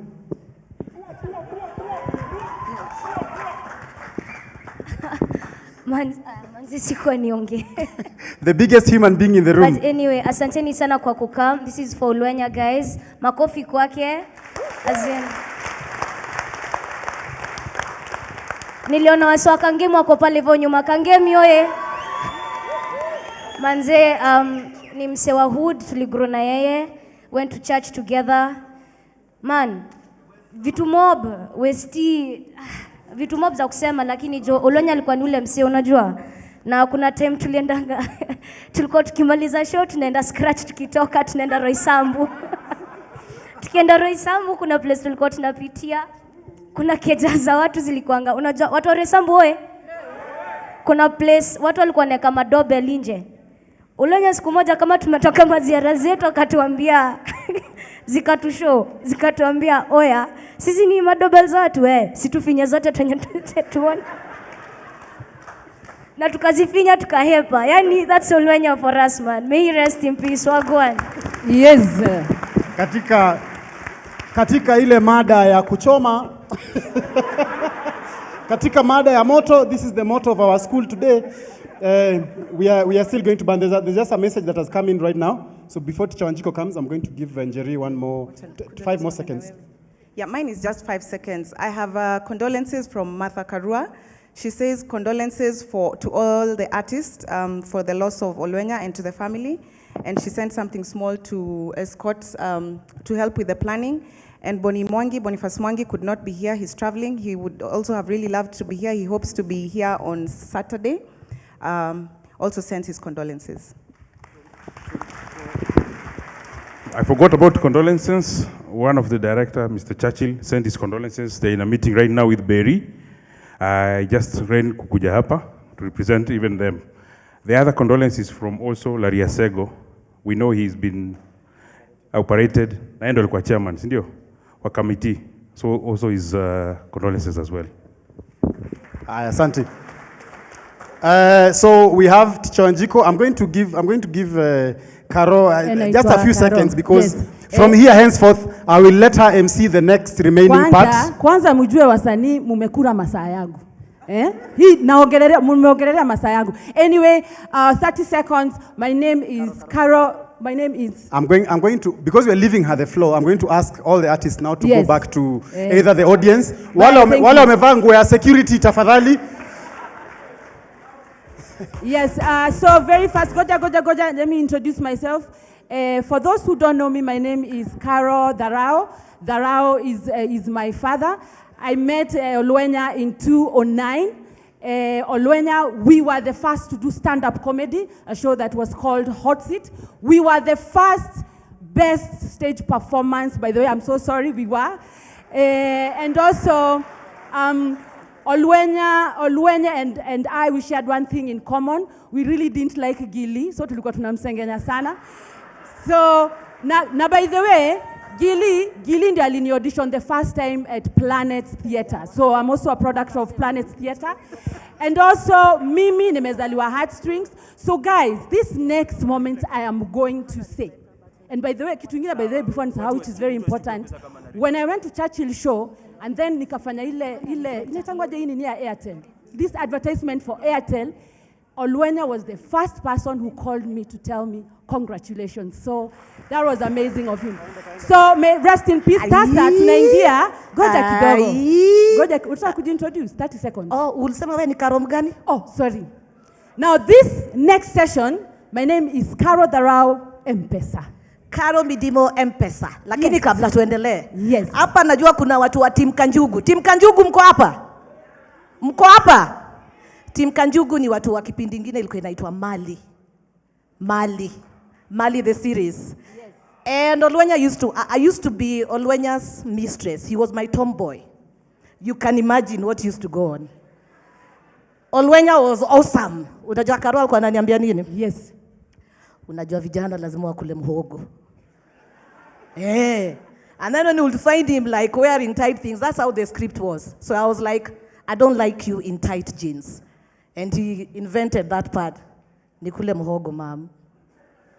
So sasa, stretch M-Pesa. Now, this next session, can we all remain upstanding by the way? At least stretch kidogo. Sasa hata nyinyi mmekaa hapa katikati. Usikii kama mguu inaumba.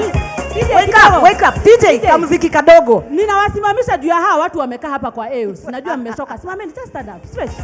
Stretch your legs. Stretch your legs a little. Ya kuruka, si ndio? Olwenya. Stretch a little bit. Yes, now. DJ, shikilia. Now turn to your neighbor. Muulize ama umwambie, I hope umekuja na pesa. Yes. Kwani na nini? Wow. VIP Umekuja na pesa? Watu wa VIP, mmebeba pesa? Mmebeba pesa? Watu wa pesa hoye. Watu wa pesa hoye. Aya, alafu sasa kaeni chini ndio msichoke mkitoa pesa. Mseme nilikuwa nimesimama. Lakini Caro, kabla tutoe pesa, kuna hii maneno watu penda kusema ati wasanii wanga watu hawana do. Sisi ni watu hatujui kujipanga. Sisi ni watu tukiwa wagonjwa ni kuomba msaada. Si mbaya kuomba msaada, si ndio? Alafu kuna hiki kitu watu sema, nisaidie kama bado niko. Nisaidie kama bado niko. Sasa ndugu yetu ameenda. Wale wote mko mnataka kumsaidia, nafikiri mbebeba kenye mbebeba, si ndio? Aya. Now we have our treasurer today, Nyaminde, I hope you're ready. Kuja hapa Nyaminde. Please, kazi yako ni moja tu, ni kusikia. This is Nyaminde by the way. Madam Moneybags. This is our treasurer for a very long time by the way. Ndo tumemtrust na pesa. Hatuwezi tumia, siko nataka kusema midimo but anyway. Mimi najijua. Mnajijua. So yes. So kazi yako tu ni tunataka kusikia twing twing twing twing twing twing.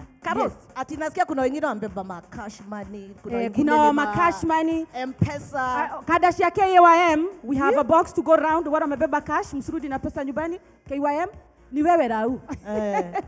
Umevaa reflector. Kuna namba ya treasurer ambayo tuko nayo hapa. Kama unajua wewe ni wa M-Pesa, namba ni 0724919123. Sawa. Nirudie. Karo goja kidogo. Toeni simu. Take out your phone. What is it?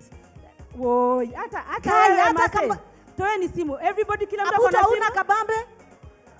Oh my God. Kila mtu ame VIP. Wapi yako? Simu sizioni. Please, Eric toka Facebook. Put your lights up. Aya, there. Aya, endeni kwa app ya M-Pesa. Please. App ya M-Pesa tafadhali. Naona. Mzungu una simu? Washana na yeye huyu alituma yake kitabu. I'm assuming. Aya, tutoe simu. Aya, ametoa simu. Aya, soma namba. Muko kwa M-Pesa, soma namba. Muko kwa M-Pesa. 0724919123. Androniko sioni ukifinya. Na bado iko kwa screen. Msijisemeshe hapa muoni. Ndio hiyo ile. Haya. Nataka usirushe pesa nyingi. You know, usitaki ni waumise. I don't want to stress you. Tuma 300 pekee. Usieki hata na ya kutoa 300 peke yake. 300 shillings only. Lakini watu wa VIP si mnajua vile nyinyi ucheza. 300 shillings. Chezeni kinyinyi bana. Si ndio? 300 shillings. 300 shillings. We have Lorraine up there and we have Shix Kapienga up there, so she's going around with the box. Hapa chini pia kuna box upande hii na hii. Tunakaje hapo M-Pesa Nyamide? Umeanza kusikia hivi? Is it? Ni nyingi zimeingia? Masi hata hawezi tuma hata 350 wewe na wewe. For example, Goja. For example kuna Ann Kamau, Edith Paul, Christine Savane, Saumu, Anastasia Muthe. Tumebakisha dakika 5 tumalize hii session. So tatu zimeingia. Hatukukuja hapa kulala. Tafadhali. Banis sijaona jina yako shwari. Yes, Kanono. Ngoja. Kanono. Unataka kuswipe? Kuna watu wa kuswipe. Sasa wewe Dacha utaswipe wapi? Dacha utaswipe. Kusema ukweli. Ni wapi itatosha? Wewe tuko na PDQ. Toa bank to M-Pesa. By the way, Jerry. Ifanaka. Yaani Ifanaka mnatuma 300. Wapi? Watu wa juu. Na nini? Geshoya. Wanataka nini? Brian Monene. Angalia Brian Monene hapo. Brian Monene. Goja. Geshoya. Okay, she can't keep up. Goja. You guys are doing a good job. Endeleni kutuma. Wewe, please. Wale watu mko huko nje. Pia nyinyi you are included, eh? So tatu sister. Umetuma so tatu, right? Yes. Nani? Anafanya nini na ndevu? Nani? Anauliza kwa nini simtaji? Okay, nimemutaja. Unaitwa nani? Okay, haya, wakuingia, Streya. Slay Queen. Streya. Toa pesa. 300. Yeah, please. Wewe ni wakukuja late. Anyway, ladies and gentlemen, remember mkituona hapa, you know, it's going down with money. Anyway, nani hajamaliza hapo juu? Karo, kuna wale walikuja na Mercedes hapa. By the way, kama ulikuja na Demio, thank you so much juu umetuma 1000. Yes. Thank you. We didn't expect that from you. Joyce Arigi, your Lamborghini is parked outside. Do something, mami. Fanya kitu bana. Wacha kuniaibisha. Na uko karibu na Njeri. Now, after this, of course, Karo, we are going to take a break. And then we'll come back with the results of how much we've been able to raise. Now, alafu tutarudi tena. Now, this other session that we are coming back, it's going to be hot. Ebu semeni it's going to be hot. Kwa sababu we have a surprise guest ule tutakuja kuchanga na yeye sahi. Meanwhile, DJ, sasa nianze kuiba ama utaweka muziki please? Please, ndio niende. Pengine wanataka moja. Ngoja DJ. Kuna wimbo huwa tunapenda. Toa ndugu, toa dada, ulicho nacho wewe. Bwana anakuona, mpaka mfukoni mwako. DJ, thank you so much, my fellow artists. We are coming back again. Enjoy yourself. We'll be back. RIP Olwenya. Thank you, guys.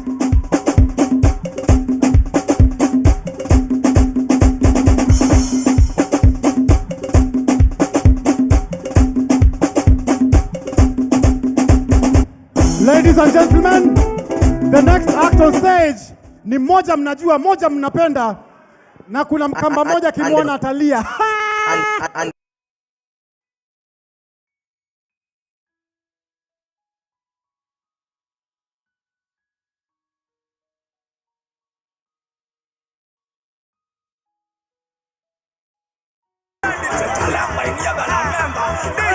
Sasa jibambe, si ndio?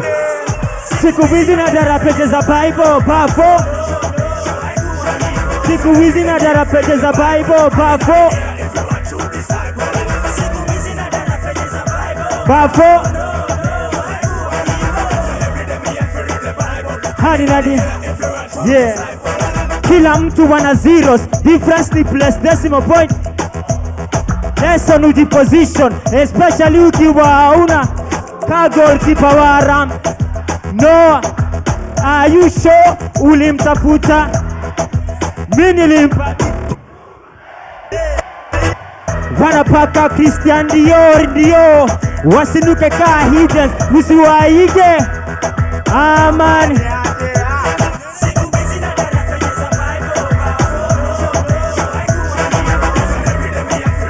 Mkopo? Bafo.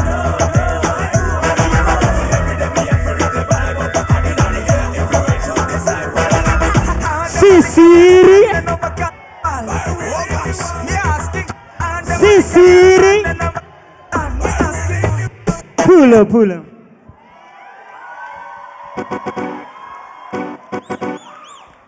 Sasa nashukuru sana kwa hapa. Mungu awabariki, mmekaa mote kusupport Olwenya.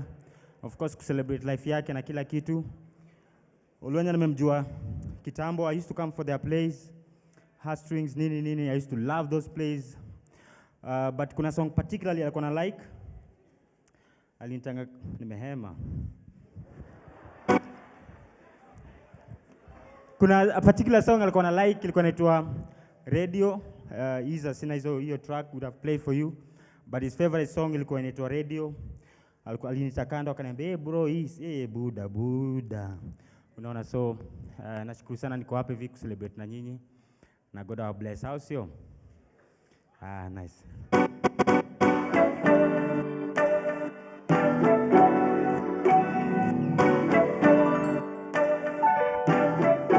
Yeah.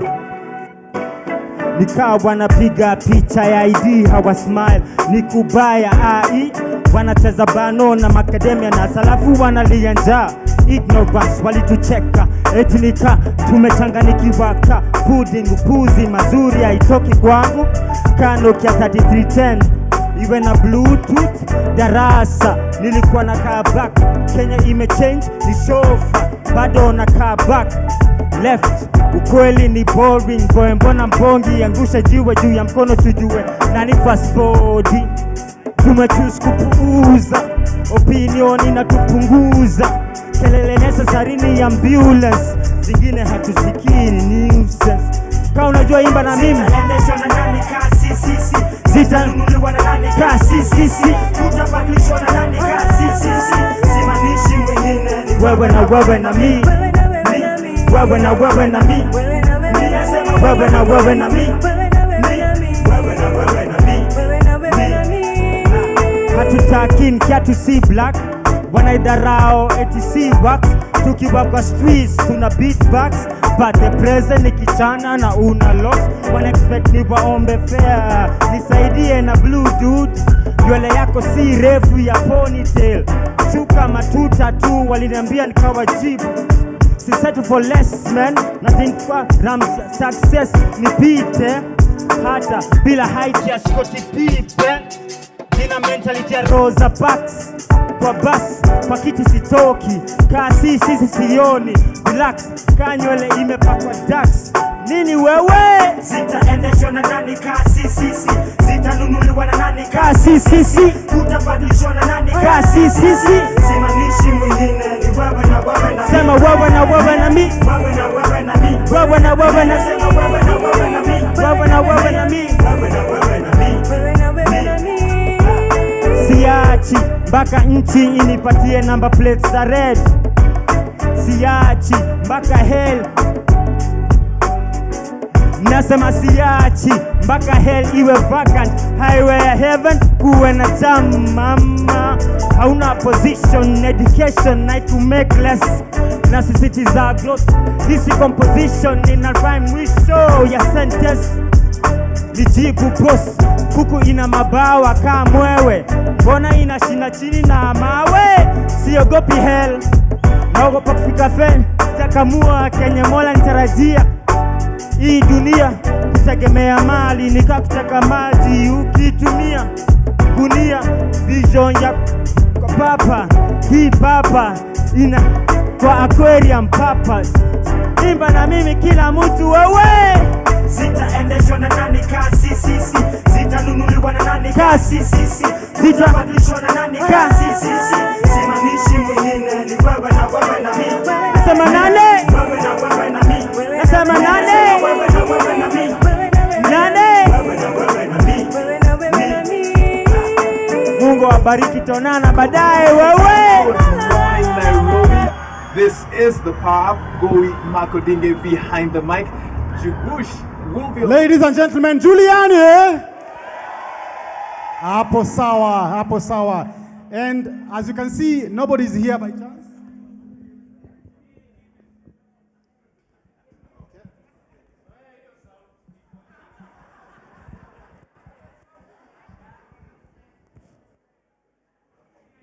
Wale wameperform hapa, unajua tulikuwa tuna perform saa zile hakuna microphone, si ndio? Those who are here pre 2007 mnajua tulikuwa tunaenda kavu kavu, si ndio? Yeah, so lakini saa hizi tumerevuka, make it, so we shall use microphones. Anyway, ladies and gentlemen, we'd like to now ask for time so that we can introduce the family of Kenya and also to give the family a chance to say something.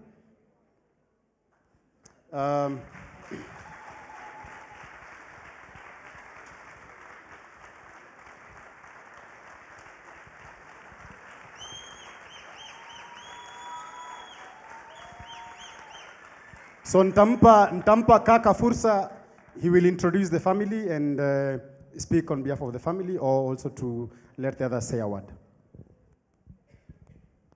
Hi guys, my name is Adams Olwenya, and first let me introduce my parent.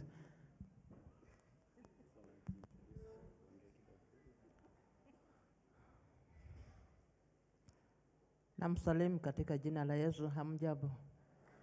Bwana asifiwe. Tumsifu Yesu Kristo. Na shida la kusema. Olwenya anaitwa Maina. Nilimzaa akiwa mtoto mzuri. Miaka hiyo tulikuwa tunalea tukiwa kama familia. Alikuwa mzuri, alikuwa mtukutu, alizaliwa hivyo. Siku unamwacha akita akiwa mdogo, was a don't care. Utamwacha hapo hata akitabaa, kitoka, akienda, unamwambia unaenda kwa duka lakini atakaa, lakini utakutana na yeye akitabaa kwa matope. Alikuwa tu hivyo, akaanza shule hivyo, akiwa mtukutu. Akifika nursery school, alianza akiwa 4 years playgroup. Akaenda nursery, alikuwa hivyo. Mpaka kwa nursery niliitwa kwa shule. Akiwa nursery nishaitwa akiwa nursery, ndio anasubua watoto, anapiga, hasikizi, hanyamazi. Kwa hivyo I had to go to school, ndio nimwambie na kumwambia mtu akifika kwa shule sasa unawacha kiburi, unawacha fujo. Lakini alikuwa tu hivyo, ni kitu kama alizaliwa tu, anataka kuenda, anataka kuona mbele, anataka kutembea hivyo. Mimi Singefikiria siku moja atalala mochari alafu aniwache. Kwa hii mwezi tulikuwa tunaongea sana, nisiongee mengi ya hapo nyuma na nini. Lakini alikuwa tu ni kila kitu, akikuja namwambia kitu ananiambia mam relax. Kila kitu alikuwa ananiambiaga relax. Namwambia kila kitu akiona unakwenda fujo anakuambiaga relax. Wacha mimi nifanye nini. Nashukuru sana. Alipoanza mambo ya theater, nilikuwa naona kama ni mchezo alipoanza tu. Lakini akawa amesonga na ndugu yake naye akamshikilia akamonyesha, nikaona ni sawa. Imemsaidia sana. Imemsaidia mpaka pahali amefika. Alikuwa anaondokea, namuuliza kunaendaga aje. Ananiambia saa zingine hata analeta jokes. Anamwambia siku nyingine nitakuita kale kapati katakuaga kanatakiwa na shushu. Ukuje ukuwe sasa uact yako. Na unajua ananiambia mimi ni mkali. Unajua mimi nikianza kuelekeza unaposhindwa mimi sibebelezagi, mimi sisameheangi. Anasema asamehe, anafanya anakwambia utasonga, utaenda. Sasa hata kama umefikisha dihaso katikati atakufukuzia katikati. Nikamwambia naye hiyo ni kali, si mzuri. Namshukuru wote. Namshukuru pahali nimefika, mmenishikilia sana. Nimeshukuru kwa kukubali kutumia platform zenyu zote kwa ajili yake. Hii stage hii theater nilijua kwa ajili yake. Alikuwa ananileta alipoanza kuona show. That's why alipokuwa mdogo nilimlea kama familia wote, tulilelewa huko Kagemi. Tukakuwa wote. Kwa hivyo alikuwa anakuja na watu na wanatoka church wanakuja kwetu. Sasa mimi niko na hao wawili tu, Adams and Maina. Lakini sasa nilikuwa nafanana mimi na watoto 10 hivi. Juu hakuna wakati yeye angekosa kukua. Sina wasichana, nilikuwa na hata watoto wasichana.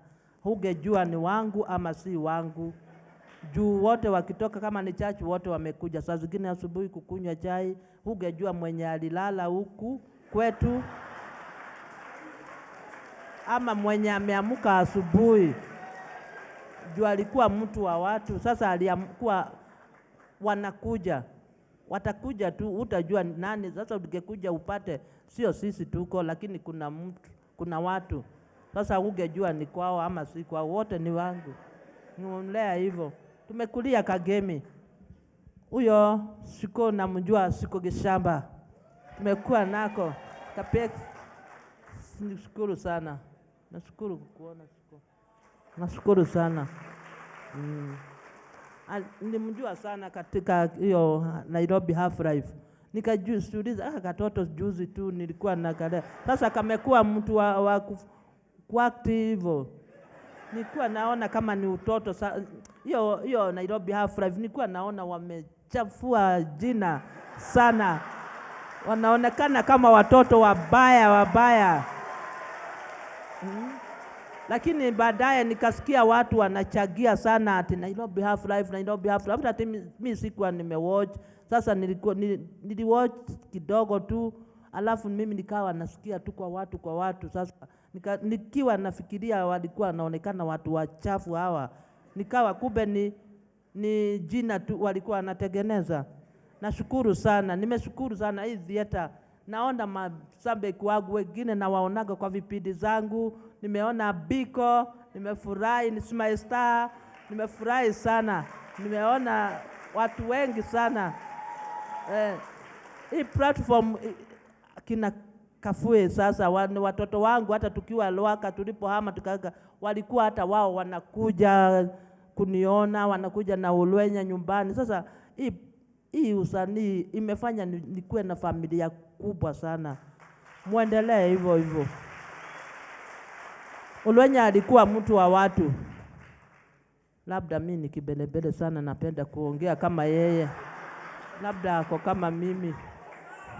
Sometimes naongeaga mpaka napata akikuja tunaweza ongea, anaweza kukuja tunaongea tunapataga asubuhi imefika.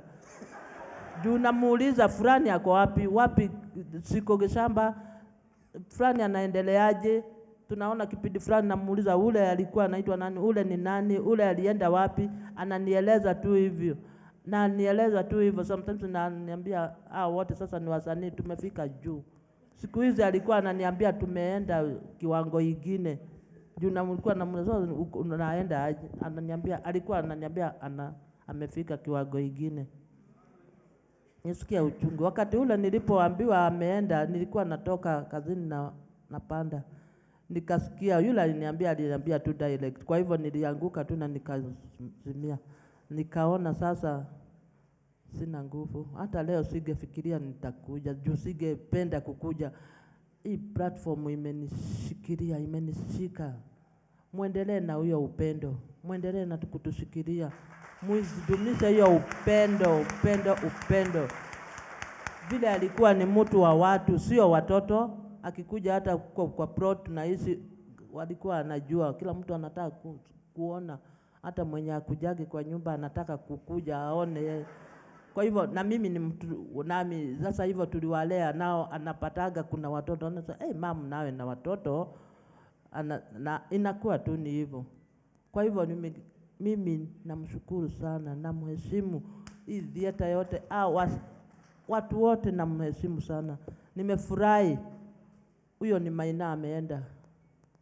Nasikia sijui niseme nini, lakini mnamjua ni Maina. Mimi namjua ni mtoto yangu. Sasa mjue kama hakuna Maina, kama hakuna mama yake, hakuna Maina. Kwa hivyo nyinyi wote ni watoto wangu. Kwa majina naitwa Pauline Nyambura. Wacha nifikishe hapo. Maina ni mtoto yangu, nilikuwa nampenda, nilikuwa na amenipa hope za mambo mengi anataka kufanya, anataka kunifanyia, lakini ameenda. Mungu ailaze roho yake mahali pema. Mungu ambariki.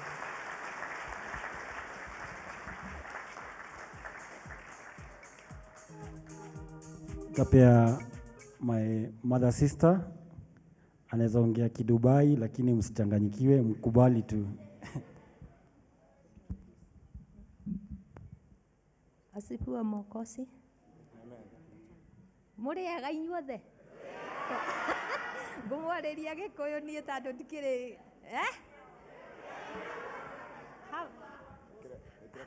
ha marĩtwa makwa njĩtagwo Bethi Wanja, na nĩ honokete hwaĩ-inĩ mwega.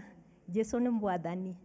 Ũyũ nĩ sister yakwa, nake Maina anjĩtaga tata. No nĩ ndĩragoca Ngai nĩ tondũ wa mĩaka ĩyo Ngai aratũhete Maina. Na no tũkwĩra Ngai nĩ wega nĩ tondũ ũcio wĩkanagĩra hinya, Ngai nĩ egũtwĩkĩra hinya. Arogocwo mwathani. Koguo nĩ ndĩragoca Ngai, ndĩ haha ngĩra Ngai no wega nĩ tondũ Ngai ekaga maũndũ mothe hena gĩtũmi, na rĩu ningĩ ekaga kwagĩrĩire. Arogocwo Ngai.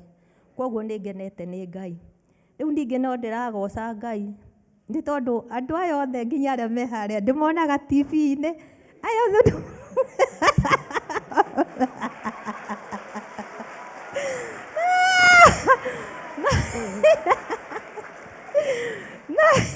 no ndĩkũgoca Ngai mũthenya wa ũmũthĩ nĩ tondũ ona kuma hĩndĩ ĩrĩa ndaciarirwo nginya rĩrĩa ndĩrakinyĩte haha ndireciaga no ngorwo ndĩ handũ ta haha. Koguo nĩ ndĩragoca Ngai. Nyambura Kabue ndĩmuonaga TV-inĩ ũguo ngamuona arĩa othe matangathaga gũkũ gũtirĩ mũndũ itahingũragĩra. Koguo nĩ ngenete nĩ inyuĩ na Ngai wa mũrathime. Gwitũ nĩ kũrĩa kũndũ gwĩtagwo Orokaraũ, kũrĩa kwa JJ kũndũ gwĩtagwo Kaimbaga. Kũu nĩkuo nyumĩte. Ngoka kũnyitĩrĩra mwarĩ wa maitũ. Ngai wa mwĩke wega.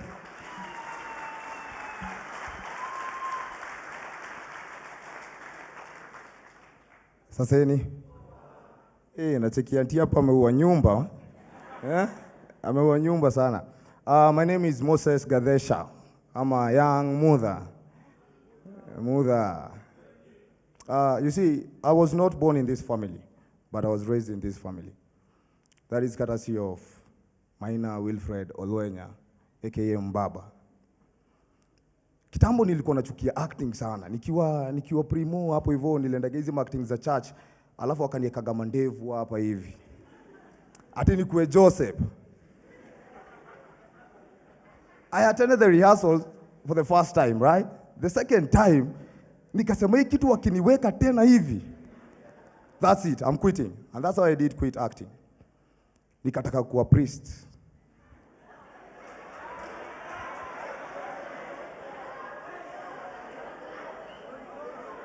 Saizi mngekuwa mnaniita Father Gadesha. Right? Nikataka kuwa priest, nikataka kuwa lawyer, alafu nikataka kuwa pia computer engineer. Dreams zilikuwa pale juu mti yangu, acha nisikuenjoy. But along the way, vile maisha ilikuwa inaenda, that's how I started kuweka vitu kando. The first thing was upadri nikasema kidogo tusubiri hapa, right? But bado mimi ni Mkatoliki damu, right? Nikifika form 2, I didn't even know what I wanted to become, because even hiyo computer engineer huko sijui hizo zinaitwa manini, hizo zilikuwa zimenichanga daily.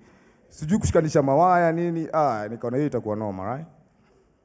Alafu I became friends with Olwenya nikiwa form 2 hapo hivyo form 3. Adams ni msee wa kadho mbaya. Hii na Banyenje pia ni msee wa kadho deadly. So tulikutanaga kwa church. Siku moja siku tukiwa chuo tulikuwa nafanya zile kifo kisimani, the river between, shred of tenderness, which I really used to hate. Shred of tenderness, it's 3 characters with big monologues. Nilikuwa shindo hii nini? Hii siwezi soma yoyote. So tukikuja midterm, Adamu akanishoingi twende Kenya National Theatre tukacheki bro yangu akiact. We came, by then it was not renovated vile iko hivi saizi. Tukakaga pale Vigil hapo. And then Olwenya was on stage, and I can't remember the lady mwenye alikuwa naye, but Olwenya was acting as Odi on this very stage. And the way this guy was moving, the way he was talking, the way he was delivering his lines, yani unacheki mse ameingia kwa character, yani ni life yake. And I was seated up there, nikaambiaga God, one day I want to become an actor and stand on that very stage and act like that gentleman. Kutoka hapo hivyo akapigaga show. Tukamaliza show, tulikuwa naendaga Alliance. By then hicho iko hapo hivi nyuma tulikuwa nakatisiaga hapo choba dakika 2 tuko Alliance. Alliance back in the days kulikuwa bado na concert zile daily. So tukaenda tukajificha hivi kwa kona mahali, alafu Susan huyo akakam. Tukiwa tu na kaka na bro hapa hivi. Kaka akasema akaniintroduce kwa Susan huyo. Kwanza vile tuliingiaga anaongea na maseleb karibu wote wenye mimi wanda tu kwa mbulu wote wanamsalimia na heshima like hey Olwenya. Sasa wamevaa tu short fulani yake ilikuwa maua iko na side pocket, amepigwa picha karibu 100 nayo. I think ilikuwa one of his favorites. Akakuja amesalimia hapo hivyo na celebrity. Alafu Susan Owinyo akakam.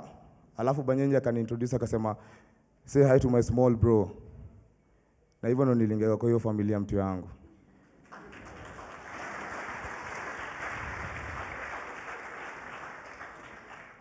Hivyo ndo nilikuja nikakuwa best friend na kaka, because his reasoning, I don't know. You know, at times I'm just thinking to myself, and I'm like, maybe this is just a dream that one day I'm going to wake up and then we're going to forget about all this. But at the end of the day, bado najua deep in, bado ni ngori. Kaka yeye ndo alikuja kanipea manguo, kupiga pamba, kupiga chicha sijui, kupiga na hii, kupiga manukato. That was kaka. You all remember how kaka used to walk, dressed all clean, ananuka fiti. Unakumbuka kina Karibi, kina Lunzi, I think wote wanakumbuka. Ndo msali alinifunza hizo vitu zote. Alinifunza kupika, alinifunza acting. Tulishaka stage na yeye for the first time doing Heaven Help Us, and I think that was my biggest. Yeah. Konki liquidi. That was my biggest show. Na nilikuwa na passion vile jamaa upige show yake. I'm just standing here today to say I lost my best friend. I lost my bro. I lost my best actor of all times. I lost Mbaba manze. I don't know. And thank you all men for coming up. Was a water thank kwa masupport zote nyinyi wale wasi. Tuna appreciate sana sana sana sana. All the best. Yo, thank you. And if you ever get a chance to spread love, make sure you spread love. Cheers, yo.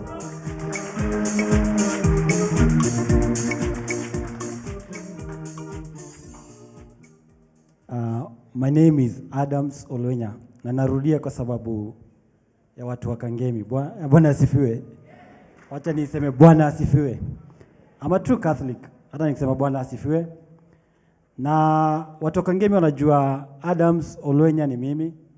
Nyinyi mnajua Maina Olwenya, and Olwenya is not a family name because watu wengi wanapenda kuitumia wadhani it's a family name.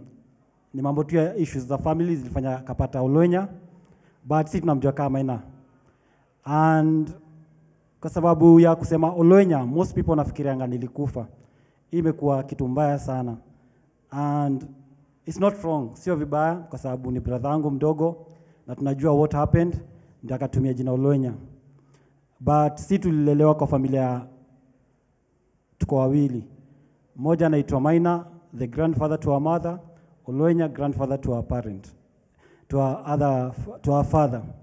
And nikikuja theater, nilikuja kitambo kidogo, nilikuwa naona Ubilo akiact, tunajiambia siku moja I used to love his narration huko Heartstrings. Nilikuwa penda venye ana narrate, as in nilikuwa nazimamanga tu nione hiyo show kwa sababu ya Ubilo. Kulikuwa na Larry na wengine pia. I used to love the narrations walikuwa nazo. Na way back nikikumbuka, my brother, watu wengi wanajua kama akiwa a good legend and an actor. But tukiwa wadogo, my brother never loved acting. Alikuwa na hate with passion. Ungemwambia fanya acting, alikuwa akuchukia. Alikuwa apenda kitu inaitangwa narration, poems. Na mimi nilikuwa shinani nikimwambia hizi vitu za wasichana. Munisamee by the way. Sina ubaguzi, but nikiwa mdogo nilikuwa nafikiria hivyo, nilikuwa stereotype mind kabisa.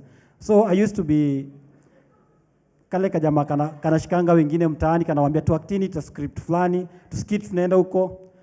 So nikiambia kaka, hey bro, come tuende, anakataa. Nasikia vibaya, najiambia kwa nini huyu atakangi?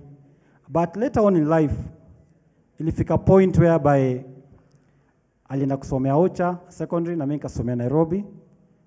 And akapata tumeendelea na acting. So akaja nikamwambia you have to do this part because nilikuwa nataka kuona venye itakuwa. And since then ilianza kumuingia. Na ilipoanza kumuingia, I used to love it. Na life ilifika tu mahali I had to walk away because shida za nyumbani.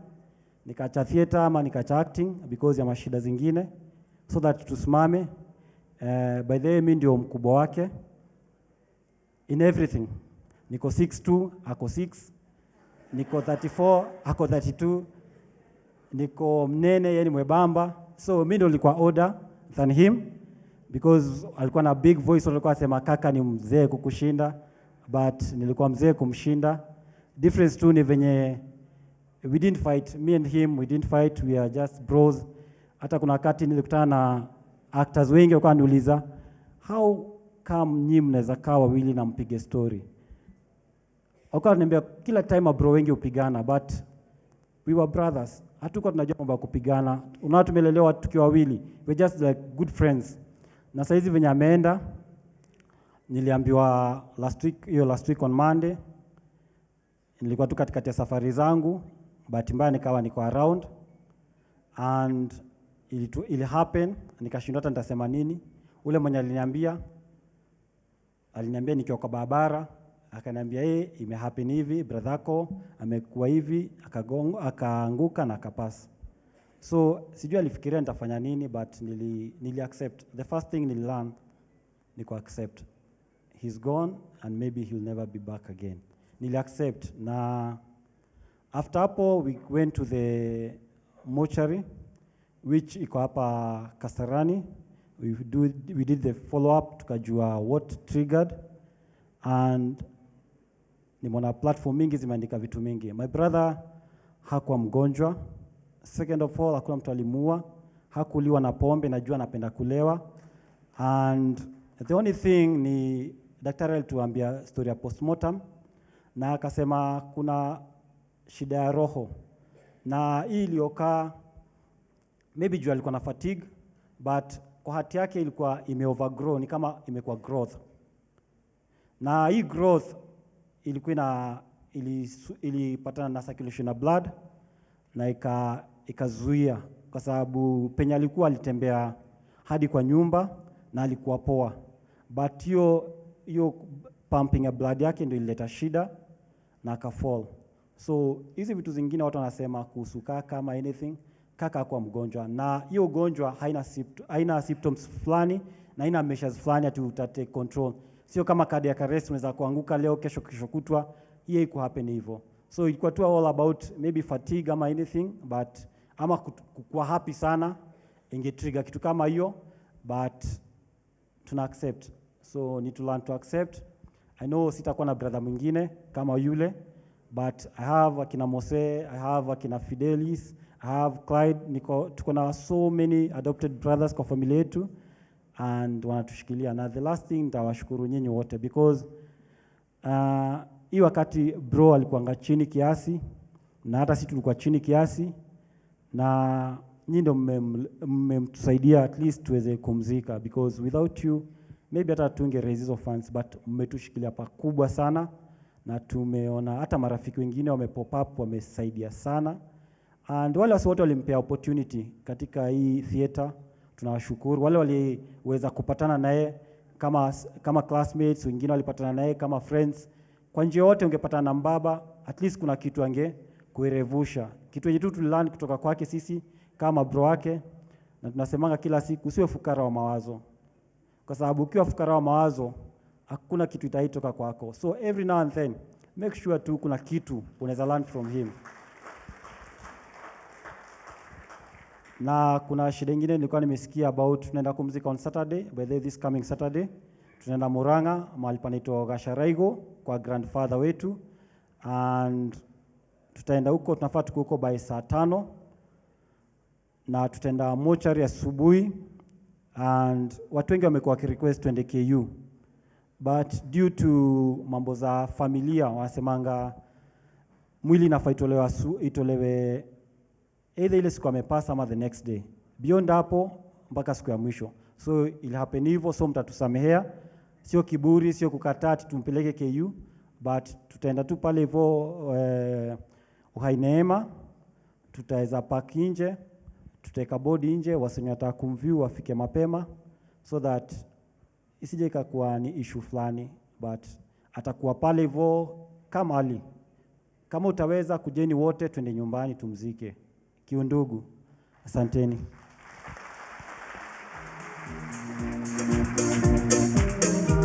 Thank you.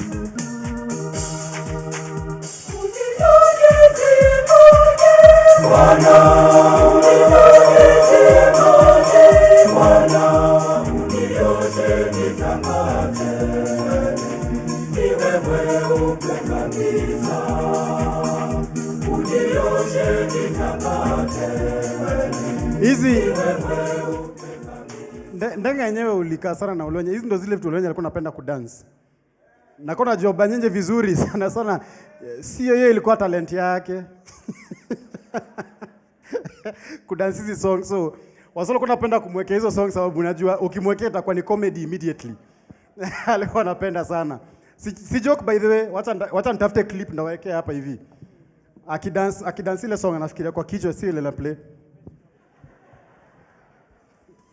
Ladies and gentlemen, our tribute night is still going on. Next, I'm going to invite on stage a poet.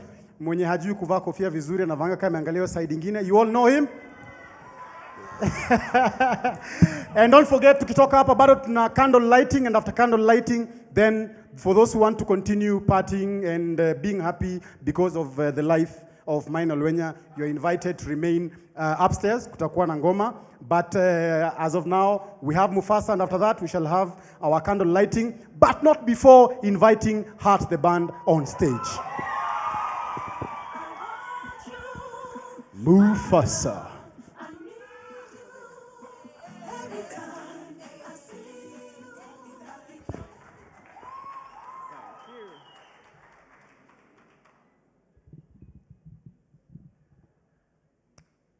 I don't know about your mother, but my mother is amazing at exaggerating.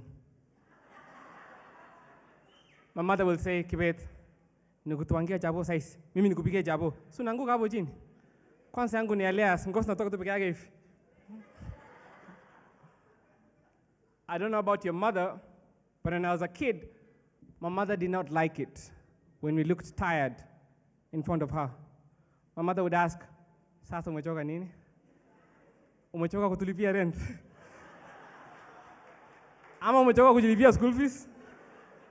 Oh, umeamuka ukajambia tu wacha nichoke.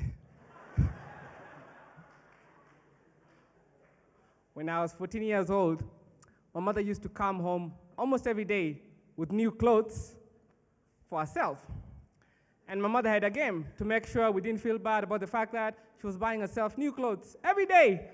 So mother would come home, and the first thing my mother would say was, Kibet, hautamini majago ifi. To, hi blouse, kes menua ngapi, just kes. I'd say 500. And my mother had the best reaction ever. Mother would say, hey, wabi, the nani, 500, to, 50. When I was 16 years old, I used to think of preachers as people who had a solution to every national problem. So when I was 16 years old, I told my mother I wanted to be a pastor. My mother said, if you can't save money, how will you save people?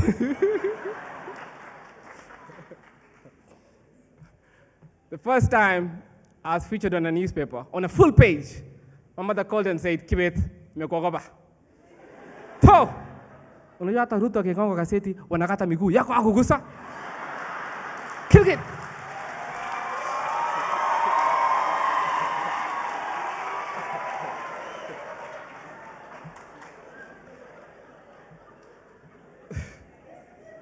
The first time my mother had me performing a poem on TV, I remember the lines. It was, I'm a son of a woman, a black woman.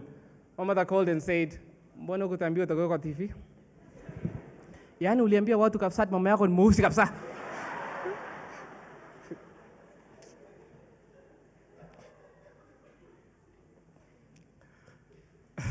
My poetry is like a lawyer's teeth, ever ready to bite a dead body and give it another life. In this life, I'm Spider-Man with ink. I'm about to make my YouTube page a web series. That's right, that's why I write. To compose what I'm composed of, to prepare schools for my understudy. That's right, I can name at least 5 times my writing was an understudy for a PhD, and I'm not done writing. My writing can't be done. This is the only way I avoided lockdown. The stage is my freedom, I'm not rhyming. I'm freeing myself. I'm not just anybody else, I'm freeing myself. I'm not dating, I'm seeing myself. I'm not for anybody else. I'm not for anybody else, I'm for me and myself. I'm delicate, I'm glass, I'm broken glass. I have written for the likes, and I have written when I hated myself. I'm not the reason my mother's a grandmother. I'm the man who breaks chances by their spine until they can't take me anywhere. I know more about vapor than just the science taught me in school. I have taken friendships to a boiling point and watched them evaporate to a sky that has witnessed what I've seen. I've seen people with hands that couldn't stop shaking. I've heard the noises of solid voices seeking an uprising. That's why I don't freestyle. My voice is not light, it is weighty. I can't freestyle, my tongue is heavy. Not how they make jokes about my high notes, but seriously, these voices open doors and broken walls. I still have the chains from the time I said poetry free. I've got the memory stored like a WAV file, and I wrote this in the kitchen because I'm a chef. I cook metaphors. I serve puns intense, and that's intended. Before Jesus comes, I'm the shortcoming of breath. Before there's a last airbender, I mastered the Tai Chi. This is Kung Fu, I kick fools. Holy speaking, I'm scripture in a body poet with my draft in a heartbeat. My heart beats to voice the testament of my future, squarely like an old Bible. I'm not Moses with a staff, I'm a God poet with a pen. I can make toxic relationships sound beautiful. I'm the magician with a pen, oozing words that dance like magic. Magic might be my name. But if only my thoughts could shape my reality, I would free the consciousness of this country from political prison.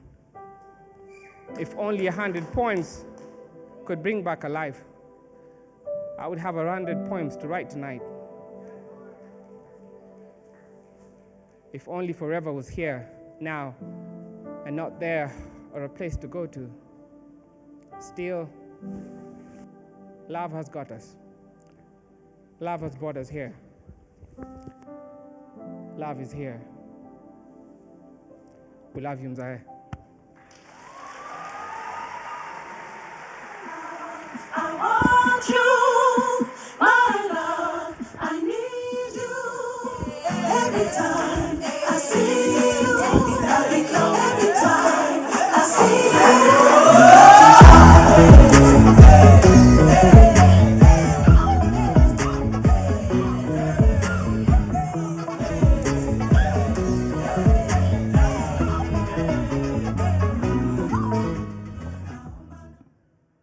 Wase? Mko? Mko poa? Okay, I'll request all of you to stand up.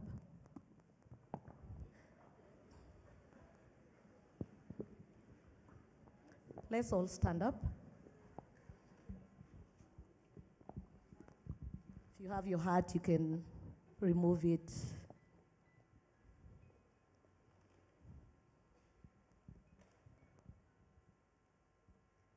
Are we all up? Get your phones out.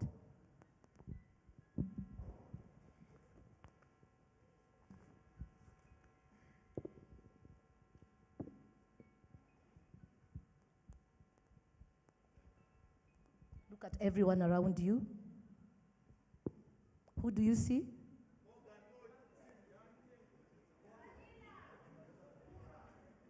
I want everyone to ask themselves, when it will be your turn, who is going to be looking at each other? That's a very, very deep question. All right? Do we all have our phones in our hands? All right. Let's have lights off. Auditorium lights off.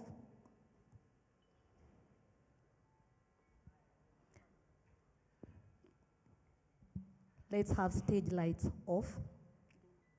Dim.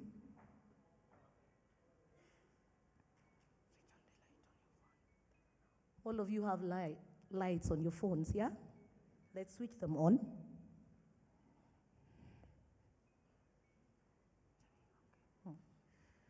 So the reason as to why we are doing this is because we are saying the final goodbye on this stage for Olwenya. This was his favorite place to be. And we are also preparing for the vigil. So if you need to let it out, let it out. This is a very special moment. Backstage, I hope you also have your phones out. And we take a moment of silence. And DJ, yeah.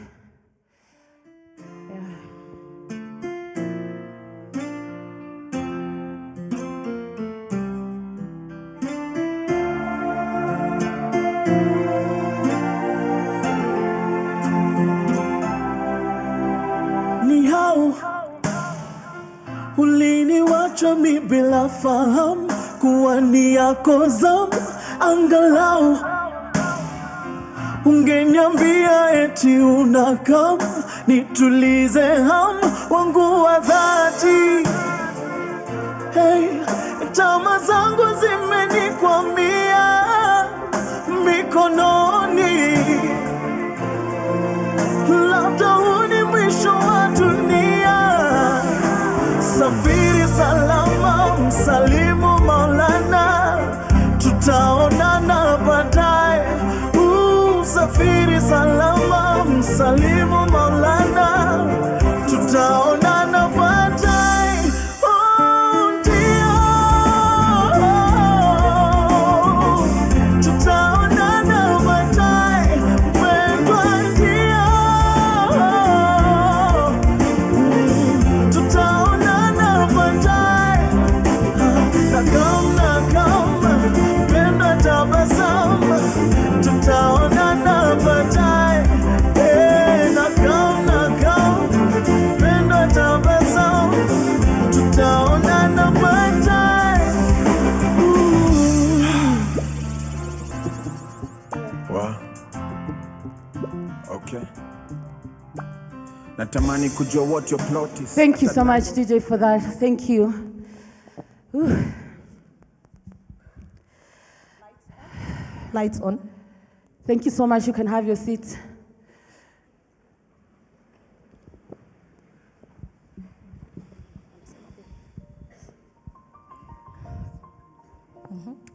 So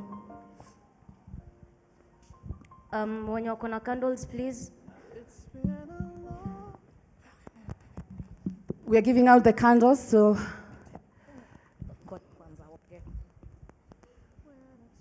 if you're in a reflector, Mike, please. Kuna candles hapa hivi. Tunataka kuzipeana. If you have a reflector, uko backstage, please come help. Tosh, tunaongea na nyinyi, Lau, please come and distribute the candles. Ama pia tunaweza zipeana watu wasambaze. Yeah. Distribute the candles. DJ, pump it up, candles zikipeana.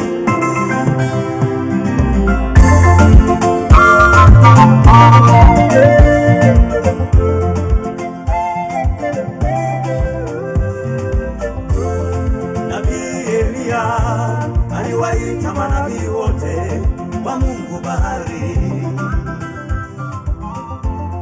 Nabii Elia DJ, aliwaita manabii wote. Please take these candles because we are going to light them up. Uko nje tafadhali, so please pass them on. Pass them around, please. Sambaza. I think the orange ones, we give it to the parents. The orange ones. Some oranges. Some orange. Akawambia watu karibieni mimi. Akachukua mawe 12 akaanza kujenga madhabahu. Akaweka kuni juu yake. Akaweka sadaka juu yake. Akachimba mfereji, akawambia watu mwageni maji mapipa 4. Wakamwaga maji mara ya kwanza. Wakamwaga maji zisambazo haraka. Wakamwaga maji mara ya 3. Elia akaanza kumwita Mungu. DJ, shikilia DJ. Hapo sawa. Tukiendeleanga mtu wangu Jo. Manze, kwanza venye tulikuwa hapa hivi mbele, watu wangu huko jua, asanteni sana. Nilitoka na amount iko sawa, thank you. Mulitoa sota tu cash. Na mulikuwa na kibox kimuzima. Iko tu sawa, si bado ni pesa ama? Sina watata, si bado ni pesa ama? Si ndio kabisa. So Midimo, tumetoa pesa ngapi in general? Kwanza jipigieni makofi mazee. Jipigieni makofi. Na ukijipigia makofi unapiga ukishika roho. Ukisema for Olwenya, let's do that. For Olwenya.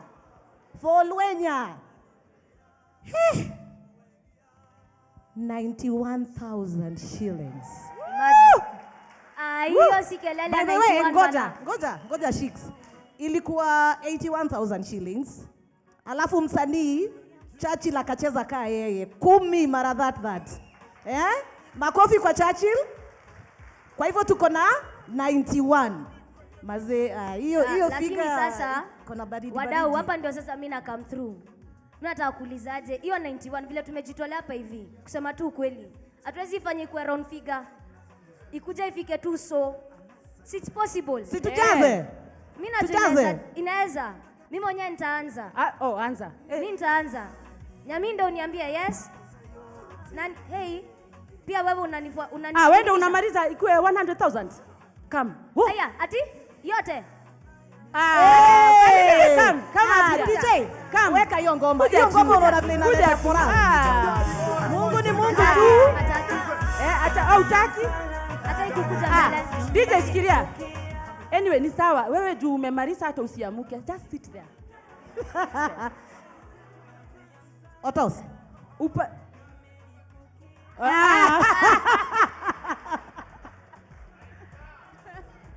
Lakini Otos unawezaje tubeba malenge hivi? Haya, sawa, umetuma? Namba ndio hii. Namba mpatie DJ. Pesa. Okay. Weka namba. Tuweke namba please. Namba ndio hiyo. 0724 91. Ngoja kidogo wekewe namba. Ndio asipatiane extra. Msela. Basi ndio hiyo. Unaona? Aya 0724. Nani wewe amekaa mbele yake? Si usonge. Wewe Madam, yeah, we are blocking. Yes, now we can see clearly. Ama tuongeze specs. 91 24. Umeamua ukuje. Whatever you want. Whatever you want. Aya 0724 91 Msela, mbona unataka kutunyima lambisho la pesa wewe? Msela, 91 Nyaminde, please. 24.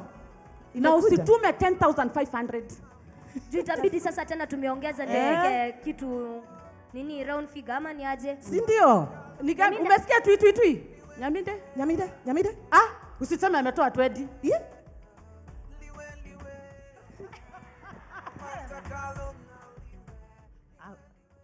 Ametoa 50. Ati? Ni Helen Kang'ethe. Ni Helen Kang'ethe ametupatia 50,000 Kenya shillings. Asi wewe. Ngoja. Ndio yeye. Leta hii niende nishike nayo. Alafu kuna mwingine. Ngoja. Wameru mko? Ake Mungu mko? Kai mother. Kirote Mainge ameongeza 9,000.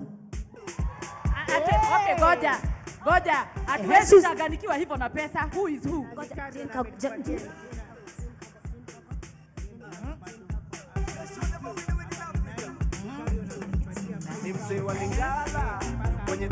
Ni kama wewe. Toa ndio ingie. Toa ndio ingie.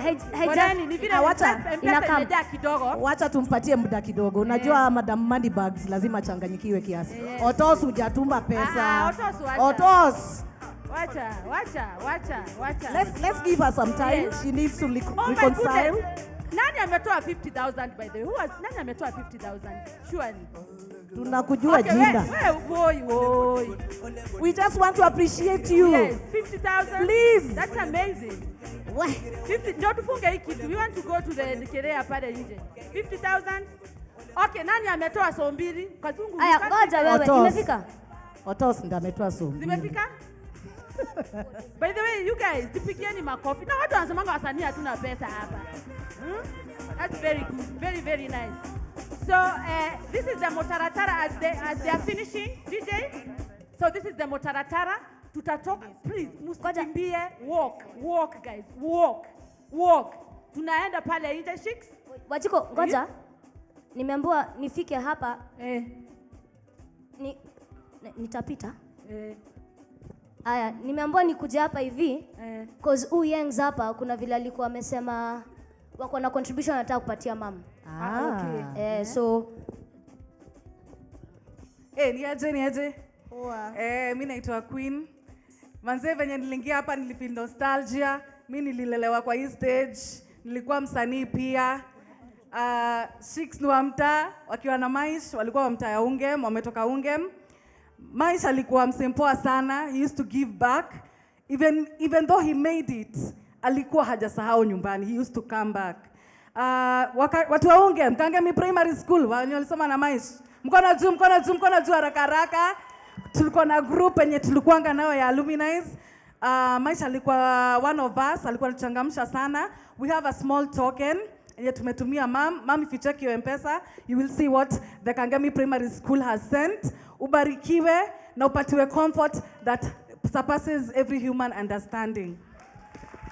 Najua hiyo ni mzuri, lakini kuna vile yani huwezi sema Shicks na Maina kuna vinyo walikuwa nakujanga Kangemi wanarudisha mkono.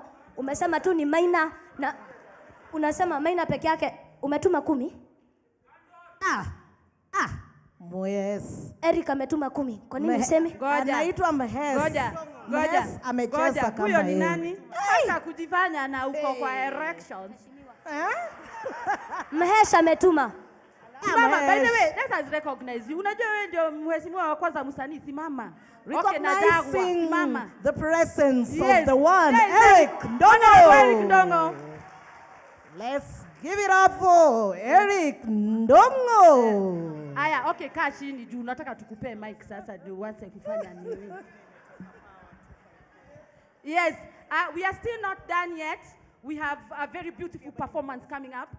So, mi nataka kuambia, tukitoka pale nje tukae watu kwa kona motaratara. Alafu si wasanii tunajulikana sana and what we do.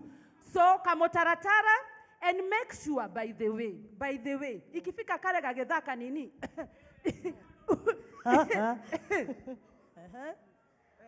Oh. Unajua huwa ni vizuri sana kushukuru Mungu, si ndio?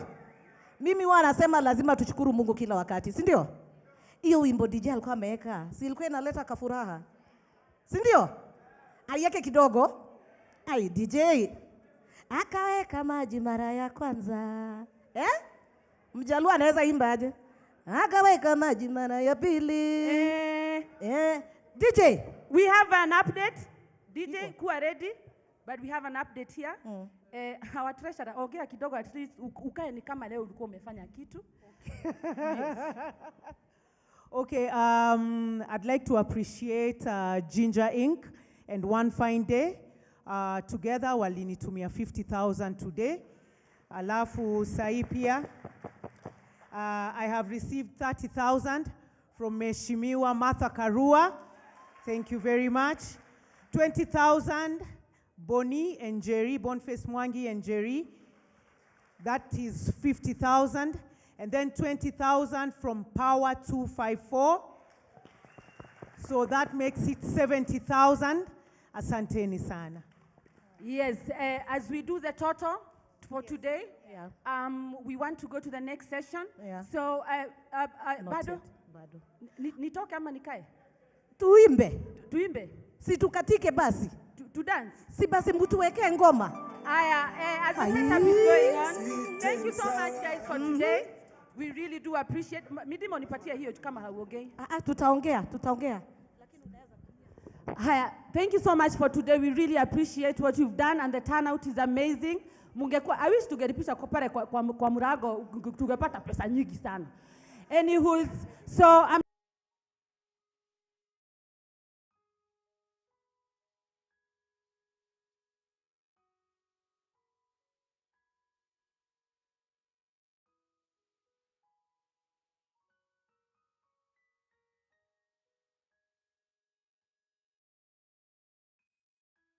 Nyaminde. Now, before we usher in the next group, there is a committee that has been working very hard to make all this possible, a committee of artists that has been spearheading this organization and arrangements. It's only fair that we recognize them for the efforts that they did. So I'd like us to recognize them the way you want. I'm going to call them. They're not going to come here. I'll just call them wherever they are. We'll appreciate them. Starting with the Slay Queen herself, Jackie Vike. She's seated around there. Kamau Wandongo. Lawrence Morage, who was our chairman. He's very invisible, but he's somewhere here. Ula anatembeanga hivi. Lawrence, come here. We need to see the chairman. Ngojeni muone vile ataingia. Kuja kidogo, wanataka kuona vile unaingianga. Lau, appreciate our chairman. Lau, our chairman. Then Tosh Anthony Ndongo, Daktari Abuto, Alan Weku, Dennis Ndenga, the one Ochieng, Jackie Nyaminde, Larry Asego in absentia today. Like you were told, he had an operation on his knee just 2 days ago. Then we have Mike, he's in charge of security today, very, very serious fella back there. Then we have Mwajuma Bell, Nice Wanjeri, preparing for her show tomorrow, so she's just in the vicinity. Sami Mwangi, Shix Kapienga, then we have Tash, we have the Rao, Tosh Getonga, Vero Washeke, ako tu mahali hapa, alikuwa ameenda yoga. Squeezy artist wanaendanga yoga, ile iyo. And the big man, Waudo Munyasa, Young Mutha, and the very huge personality of Paul Ogola, aka Young Money. Apart from those, It's also good to remind us as we are here remembering Maina Olwenya and enjoying ourselves and also sharing emotions together that you can always tag so that we make this memory last longer.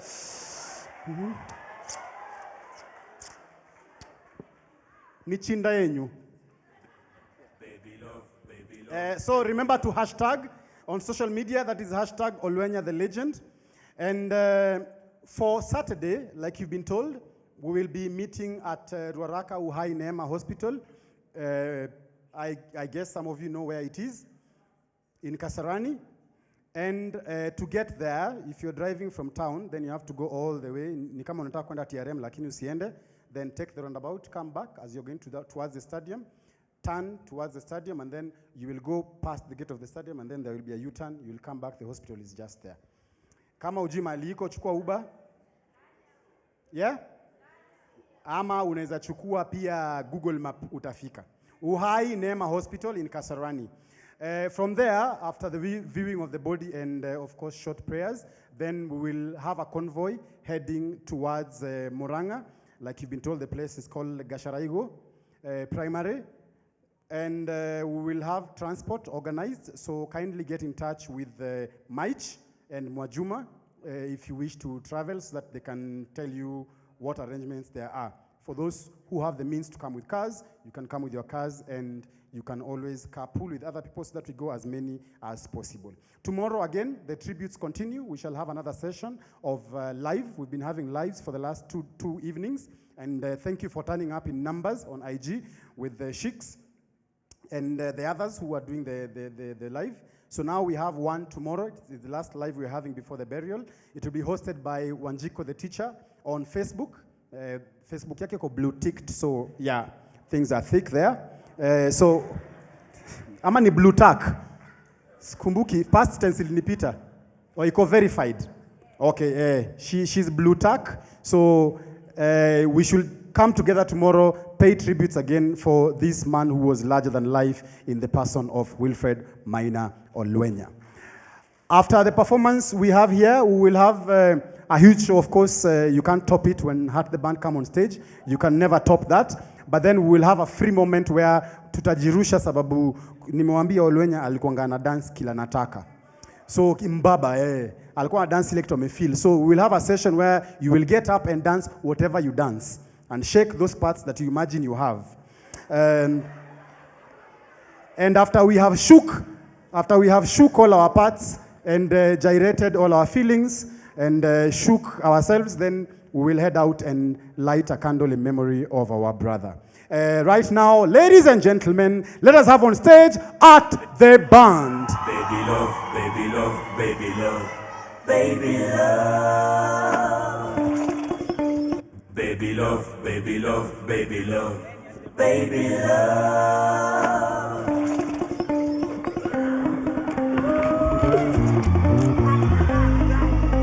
The sun is there up in the sky. I wake up in the morning, I wash my face, I brush my teeth, I lock my hair, I take a cup of tea, and she's right there next to me. See, she is sweet, fine, and I'm glad she's all mine. She got hair from the bone. When she see her smile, she's a queen. Yeah, come on, take one.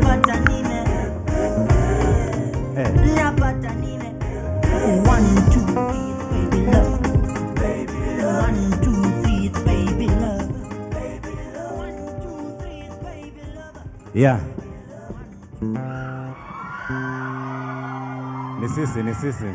Ni sisi.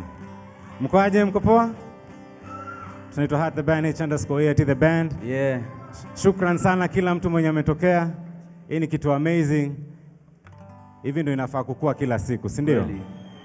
Yeah, alafu pia nimefurahia sana kupatana na marafiki zangu. Ningeomba next time tusipatane tu kwa matanga tafadhali, si ndio? Sio bwana. Yeah, man.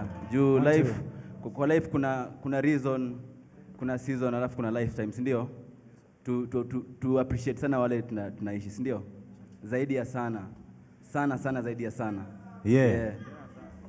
1, 2. Useme kitu. Mambo vipi watu wangu manze? Kufiti?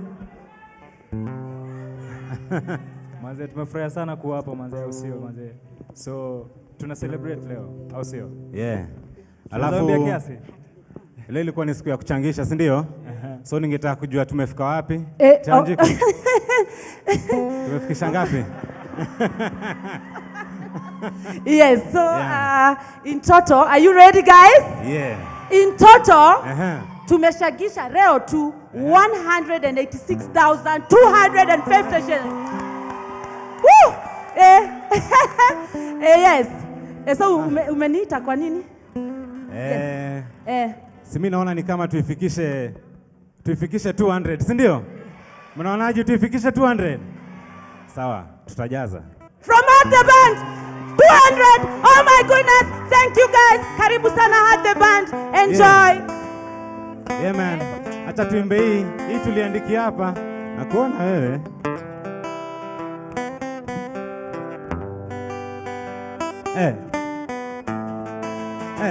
If you know this one, Heart the Band. Well, you see love makes you do crazy things, Ati nini sema? As my shoe. Uliza nini? Uliza kiatu.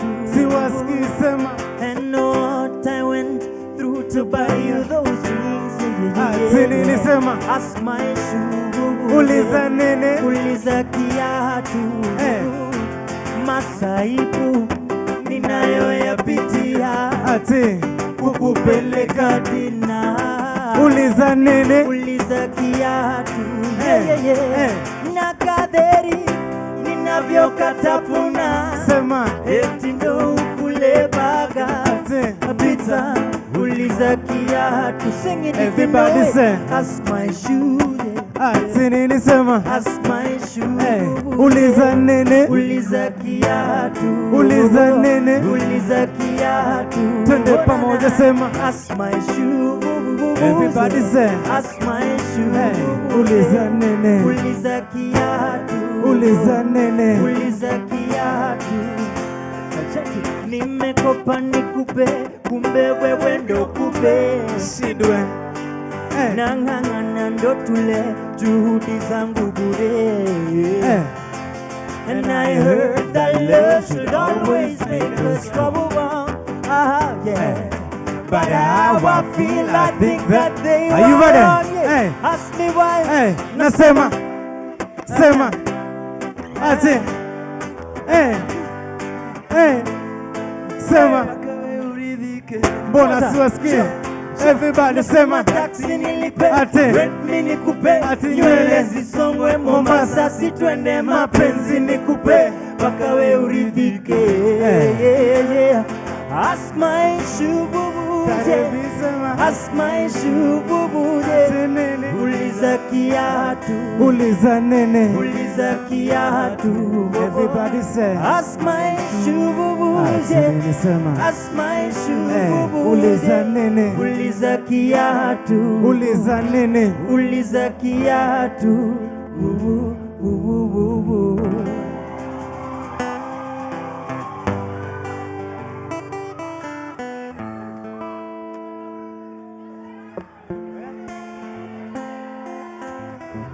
Kitendawili. Mbona siwasikii kitendawili? Ati nilimuonyesha mapenzi, akanionyesha mfuko. Tega. Tega. Kitendawili. Mbona siwasikii kitendawili? Ati alisema do ya salon ni thao tu, na kwa mfuko nilikuwa na mbao juu. Tega. Kitendawili. Kitendawili. Kitendawili. Ati alisema naenda PE. Akirudi nilimpata akimeza. Alikutega mbaya. Alinitega? Mbaya. Alinitega? Mbaya. Alinitega? Mbaya. So niko stuck katikati kama ile stick ya mshikaki. Mimi nampenda huyu mshikaji but nikiatu najua story. Yaani vile mimi mchocha nimemflash bahati mbaya. Juu kwa deni ya pop call mani vile mimi ukanyaga matope kabla nifike kwa lami. Na ile stress mimi upitie kabla nimbongeshe kilami, yani vile yani kama mapenzi ni nywele, nimemsetea mpaka nati. Vile kama mapenzi ni kikozi, bila shaka niko na TB, niko na fever, jona niumiza. Yani vile kama mapenzi ni mistari, kama mapenzi ni mistari unaoandikia sentensi. Matenzi, mpenzi na kuenzi, vishenzi niko cheesy, crazy, mwizi. Kama mapenzi Funge. I'm guilty. Get ready to testify. Get ready to testify, au sio?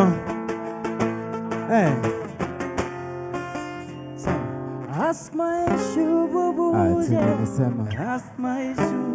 Uliza nini? Uliza kiatu. Uliza nini? Uliza kiatu. One last Everybody time. say. Ask my issue, boo-boo. Nini sema? Ask my issue. Uliza nini? Uliza kiatu. Uliza nini? Uliza kiatu. Boo-boo, boo-boo, boo-boo.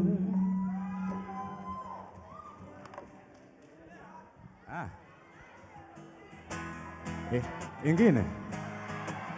Ingine. Ingine. Aiwe. Ama watume kitu kwanza. Ama watume kitu kwanza. Ingine. Ama watume kitu kwanza. Mtu atume kitu. Mtu atume kitu uone mambo ikiendelea hapa. Tungeomba utuongeze sauti ya gitaa kidogo tu. Waisikize na undani, unaelewa?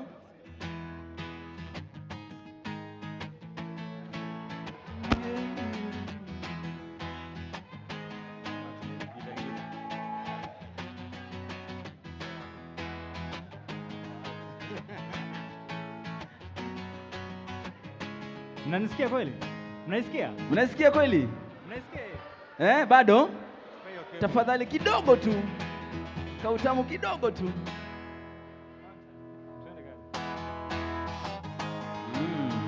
Hapo sasa Yes.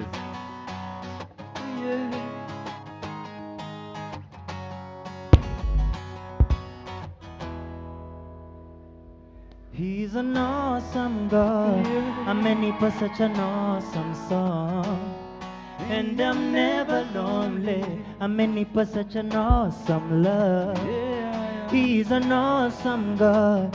And I wanna tell it to the world. Ili wajue ni wewe. Kama si wewe basi nani? Nasikia landlord yako kwa njia anataka kodi. Ni wewe uta provide. Na nina ngori moyoni zinanijaza bori, ila nitakuwa fine. Sema El Shaddai, ati uko na kile minadai, ulinipenda hata kama misifai. Ati nini sema? El Shaddai, El Shaddai, El Shaddai. Everybody. Uko na kile minadai, ulinipenda hata kama misifai.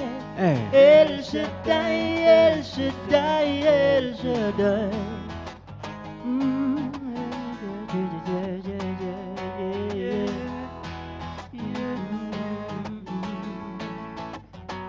Singing. And every day is an awesome day. Na vile unanibariki hata mimi sielewi. And every day you come through in an awesome way. Kwenye dhiki nimepata rafiki wa kweli. Na kuna kaloni mahali kananijaza. Sema ni wewe uta provide. Ati nina mahari natamani kulipia mpenzi. Sote tutakuwa fine. Na madaktari wanasema hali sio hali. Wewe unajua time. Ati nahisi nguvu zako kwangu. Say what? I will call you El Shaddai. El Shaddai. Everybody. Uko na kile minadai. Ati ulinipenda hata kama misifai. Ati nini? El Shaddai, El Shaddai, Say. El Shaddai. Ati uko na kile minadai. ulinipenda hata kama misifai. Ati El Shaddai, El Shaddai, El Shaddai. Say what? Uko na kile minadai. Ulinipenda hata kama misifai. Ati nini sema? Say what? Uko na kile mina. Ulinipenda hata kama misi.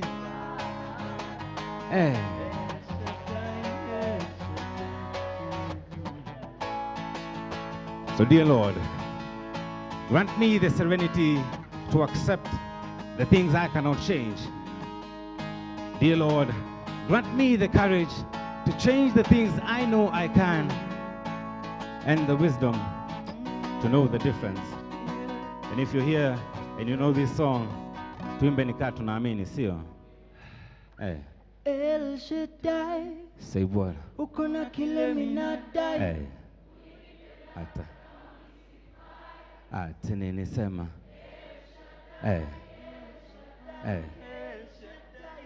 Say what? Ulinipenda hata kama misi. El Shaddai, El Shaddai, El Shaddai. Kuna kile minadai, ulinipenda hata kama misifai. El Shaddai, El Shaddai, El Shaddai. Uko na kile minadai, ulinipenda hata kama misifai. El Shaddai, El Shaddai, El Shaddai. He's an awesome God. Amenipa such an awesome song. And I'm never lonely. Amenipa such an awesome love. He's an awesome God. And I wanna tell it to you.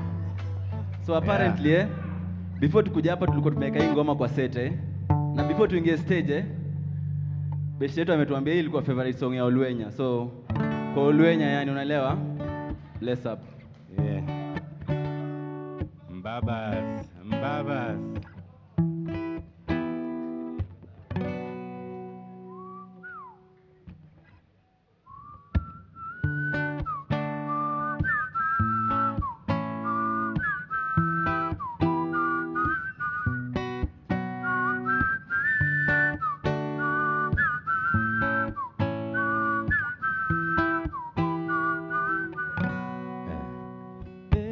Sometimes you feel like you're going crazy.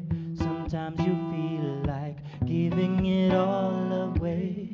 Saa zingine mawazo huchoma kama moto na unahisi kudespair. Leo uko juu, kesho uko chini, ni kwa muda tu. It's the life we live in.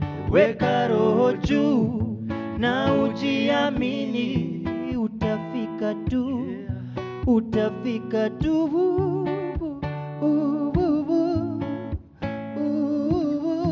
utafika tu. When you feel the world caving in, it's okay to be afraid. When you're overwhelmed by mistakes, it's okay not to be okay. 'Cause when you're feeling down, I'll be there, yeah. And I'll hold you down, I'll hold you. And when you feel like running away, I'll wait for you, I'll wait for you.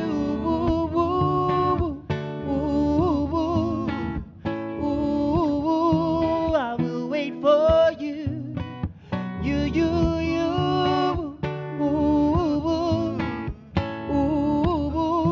I will wait for you.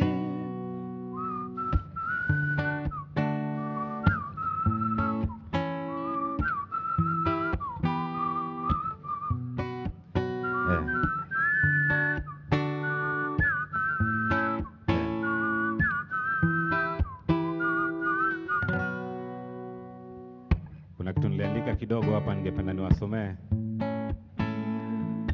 Nilikuwa tu kwa hiyo vibe, si ndio? Yani, I can't stop thinking about you. Every small thing reminds me of you. Jana mama wa kufua niliuliza kama pia unataka kufuliwa. Nikamdanganya ulienda safari kidogo but utarudi. Jo bado sijakubali umeenda na urudi. Social media mimi siwezi ingia. Jo imejaa smile yako infectious. Yani hakuna dance challenge, TikTok imeni challenge kuliko hii sasa kuko ukifanya challenge na uyuko. Nimetafuta nguvu leo ya kuamkia job asubuhi, leo nimekosa. Love ni love lakini loss ina hit different. Mungu moja, life ingekuwa na bonga points, ningekusambazia zangu. Juu hii si fair hata kidogo. Mimi najua ina better place lakini bado si fair. Ni nani atakuwa kinichekesha nikisikia kulia? Ni nani atakuwa kinikataza nikisikia kufanya? Ni nani atanishikilia nikisikia naanguka? Ningekuwa na uwezo ningekulipia fair urudi. Nikuone at least one more day. Najua life fades away, but memories never. Hiyo ndio word mimi nanishikilia. Tulikupenda, but alikupenda zaidi. Yeah. R.I.P. Yeah, everything will be alright. Yeah, yeah. And if you know that you will be alright, say yeah, yeah. And if you know that they can put you down, say yeah, yeah. And if you know that you will be alright, say yeah, yeah. If you know that you will be alright, say yeah, yeah. And if you know that you will be alright, say yeah, yeah. If you know that you will be alright, say yeah. If you know that you will be alright, say yeah, yeah.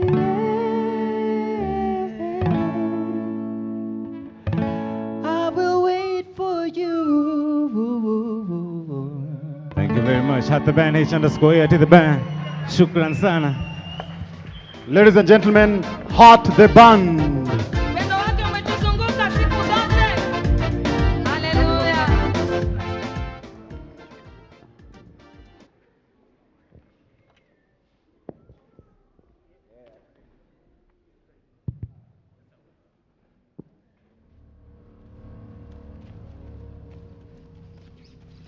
Habari yako?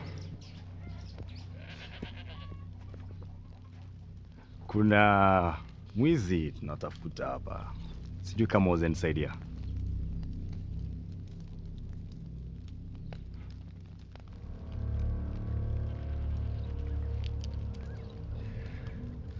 My mother was a dowser.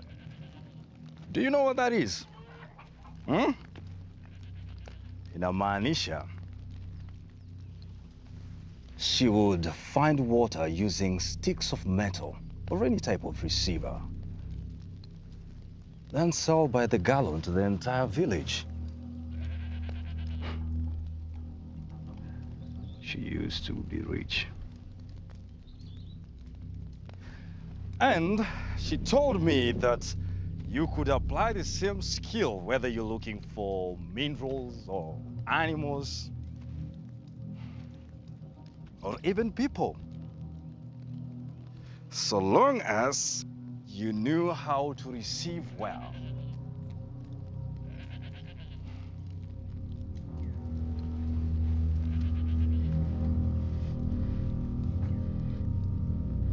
You are not the thief, but I know you know who he is.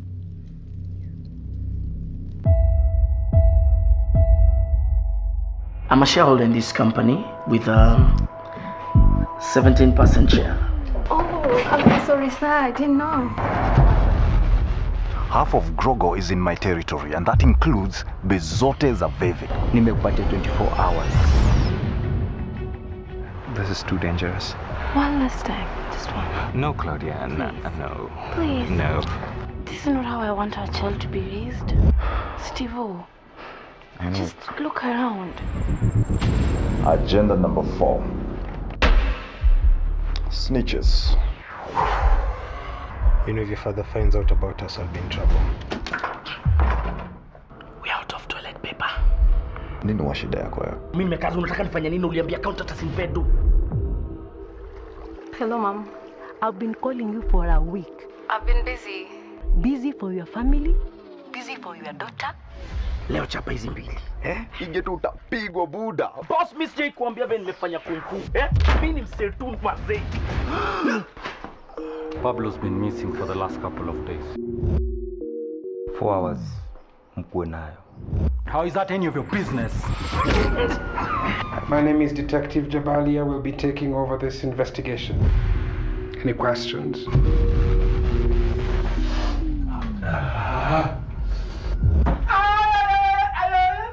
Kesho ninataka deo yangu. Sasa utanyonga na mkono gani? Rainbow without brain, beat without pain, games without stains, hustles without One more thing.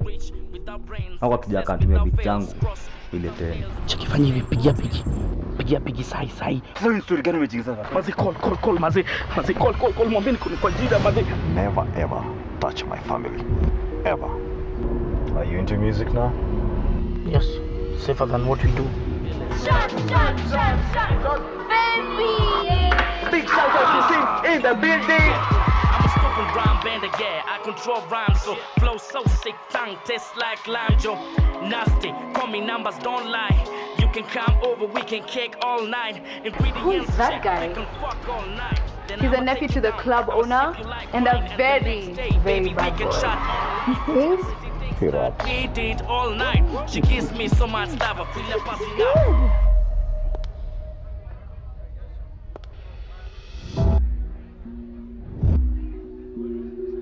Let's take it from the top one more time.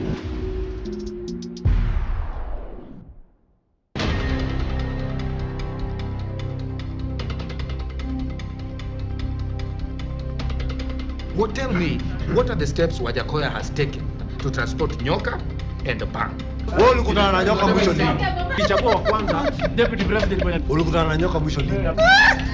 Tunajua Ruto chenye anataka kufanya. Tunajua Raila chenye anataka kufanya. Wajakoya pia tunajua ni bangi na nyoka. Full stop. Nimejaribu kumtetea.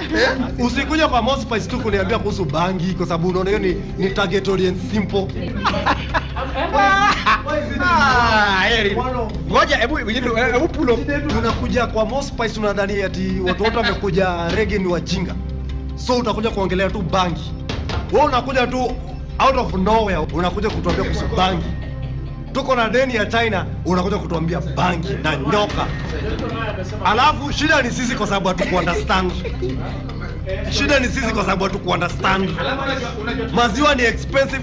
Jana unga imesemekana itapunguzwa, hakuna levy from first.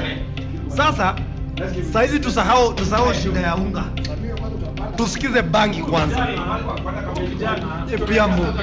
Pia mko na nyinyi vijana lakini mna ujinga. And the reason why I'm very patient I want to hear what he will say when it become the presidential debate.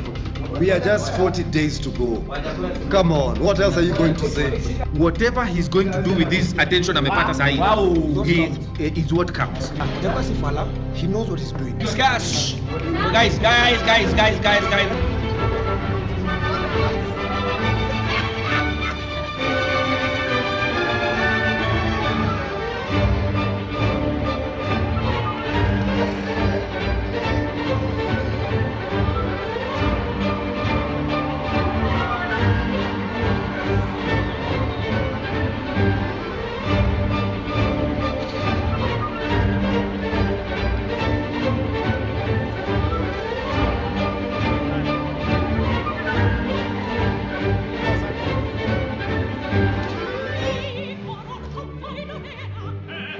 This clip was shot on Sunday before Olwenya left us on Monday.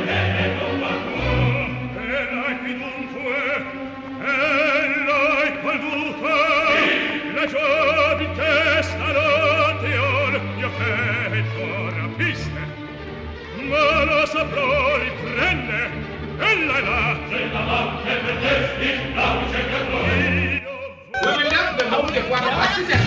Ndio. Hataki kutoka kwa nyumba. Kaswara. Hapo ni kazuri yake Olwenya.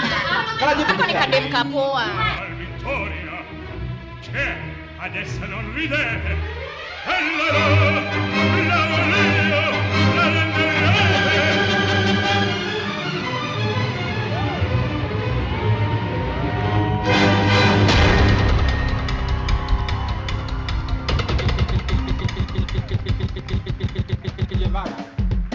Ladies and gentlemen, mahali huko, amka. Hii ni kama firirinda. Shake whatever part you feel like shaking. Twende. Wachilia. This one for Mubaba.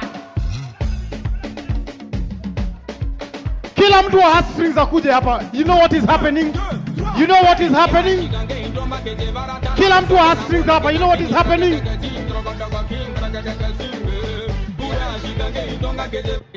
Walan DJ, Walan DJ. Hapo.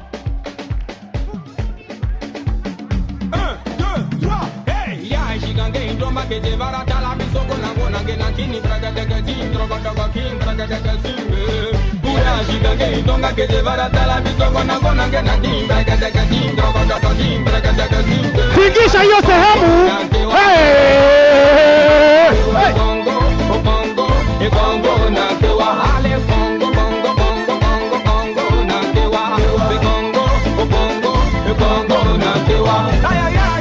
Kila mtu. Try to keep up. Santa Dacha. Sarah va danser, Sarah va bouger, Sarah va danser, Sarah va. Mon ami, si tu veux pas danser, oh Sarah va danser, Sarah va bouger. Walan DJ. Wait.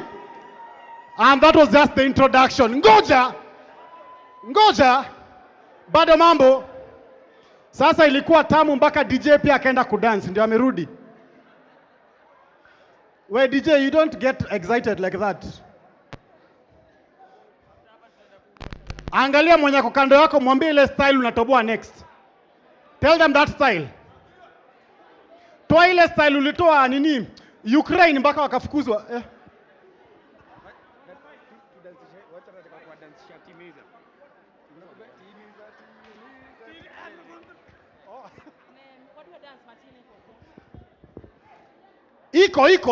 Iko. Now this is one of those dances zenye Olwenya ndiye alikuwa understand what is happening. Hizi zilikuwa zake peke yake. DJ, unataka power bank? Aya. Kama umeshaingia kanisa ya Catholic, weka mkono pamoja. Tuko karibu kutimiza.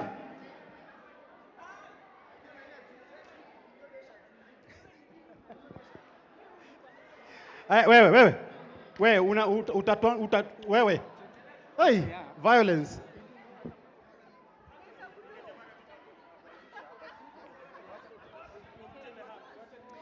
After this we will be going to do our lights. But in the meantime, kuna mtu hapa anajisikia mwanamuziki, wacha tumpe airtime kidogo. Heartstrings Heartstrings mnakumbuka timiza? Mnakumbuka timiza? Haya. Twende hapa.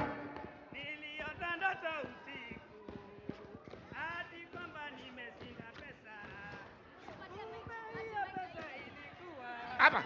Kwa niliota ndoto usiku kwamba mimi nimeshinda pesa, na kitu mimi sikujua kwamba hiyo ilikuwa ndoto. Timiza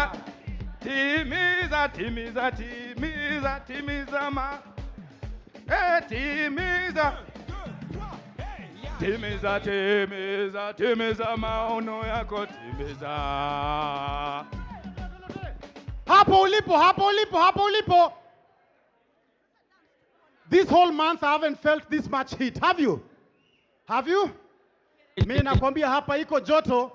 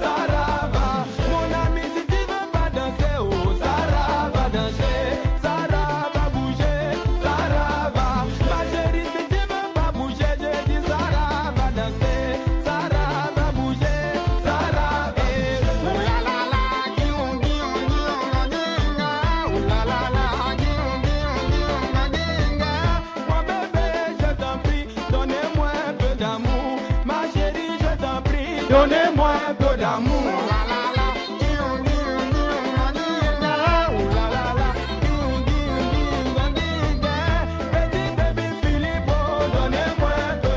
Hapo lipo, hapo lipo, hapo lipo. Ipeleke chini, ipeleke chini. Hapo, hapo, hapo, hapo, hapo.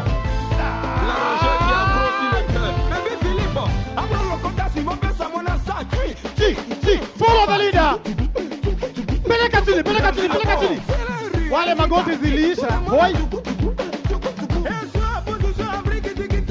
Position abrique digiti. Position de 3 du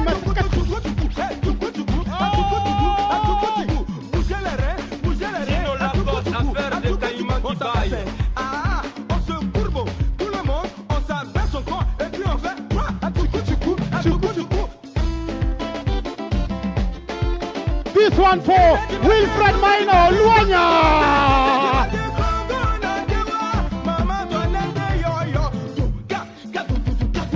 Position de briques indiquées tout. Position de 2 heures du matin. À tout bloqué. Edgar Champy. Arnaud Hésité. Cyril Sécurité. Pas de taxi. Hey! Hey! Hey! Mutakondesha Sandra tafadhali. Hai! Hiki kimeanza kukondea. Wewe unamwaga mafuta wewe. Songa.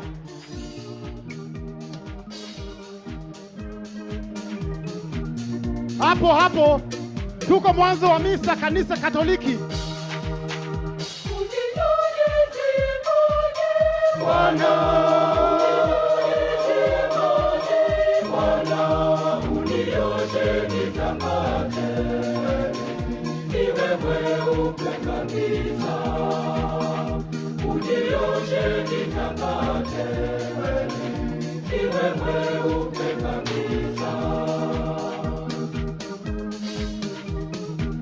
Ai!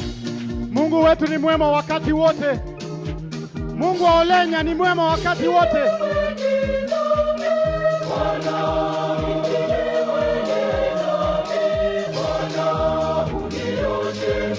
Shikilia mshumaa wako, shikilia mshumaa. Tunaelekea kuwasha mshumaa. Shikilia mshumaa wako, shikilia mshumaa wako mkononi. Mshumaa mkononi. Kuna wale marafiki zetu hutembea na moto, mtatusaidia hapo nje. Tafadhali usiwashie hapa. Let us go to the foyer or to the lobby and we will switch on, not switch on but light. I'm switched on. We are all going under the tree. You all know the tree. In the middle of the parking, there's a small garden. We are all going to that tree and we're going to light our candles for Wilfred Maina Olwenya. Asanteni, asanteni kila mtu. Thank you.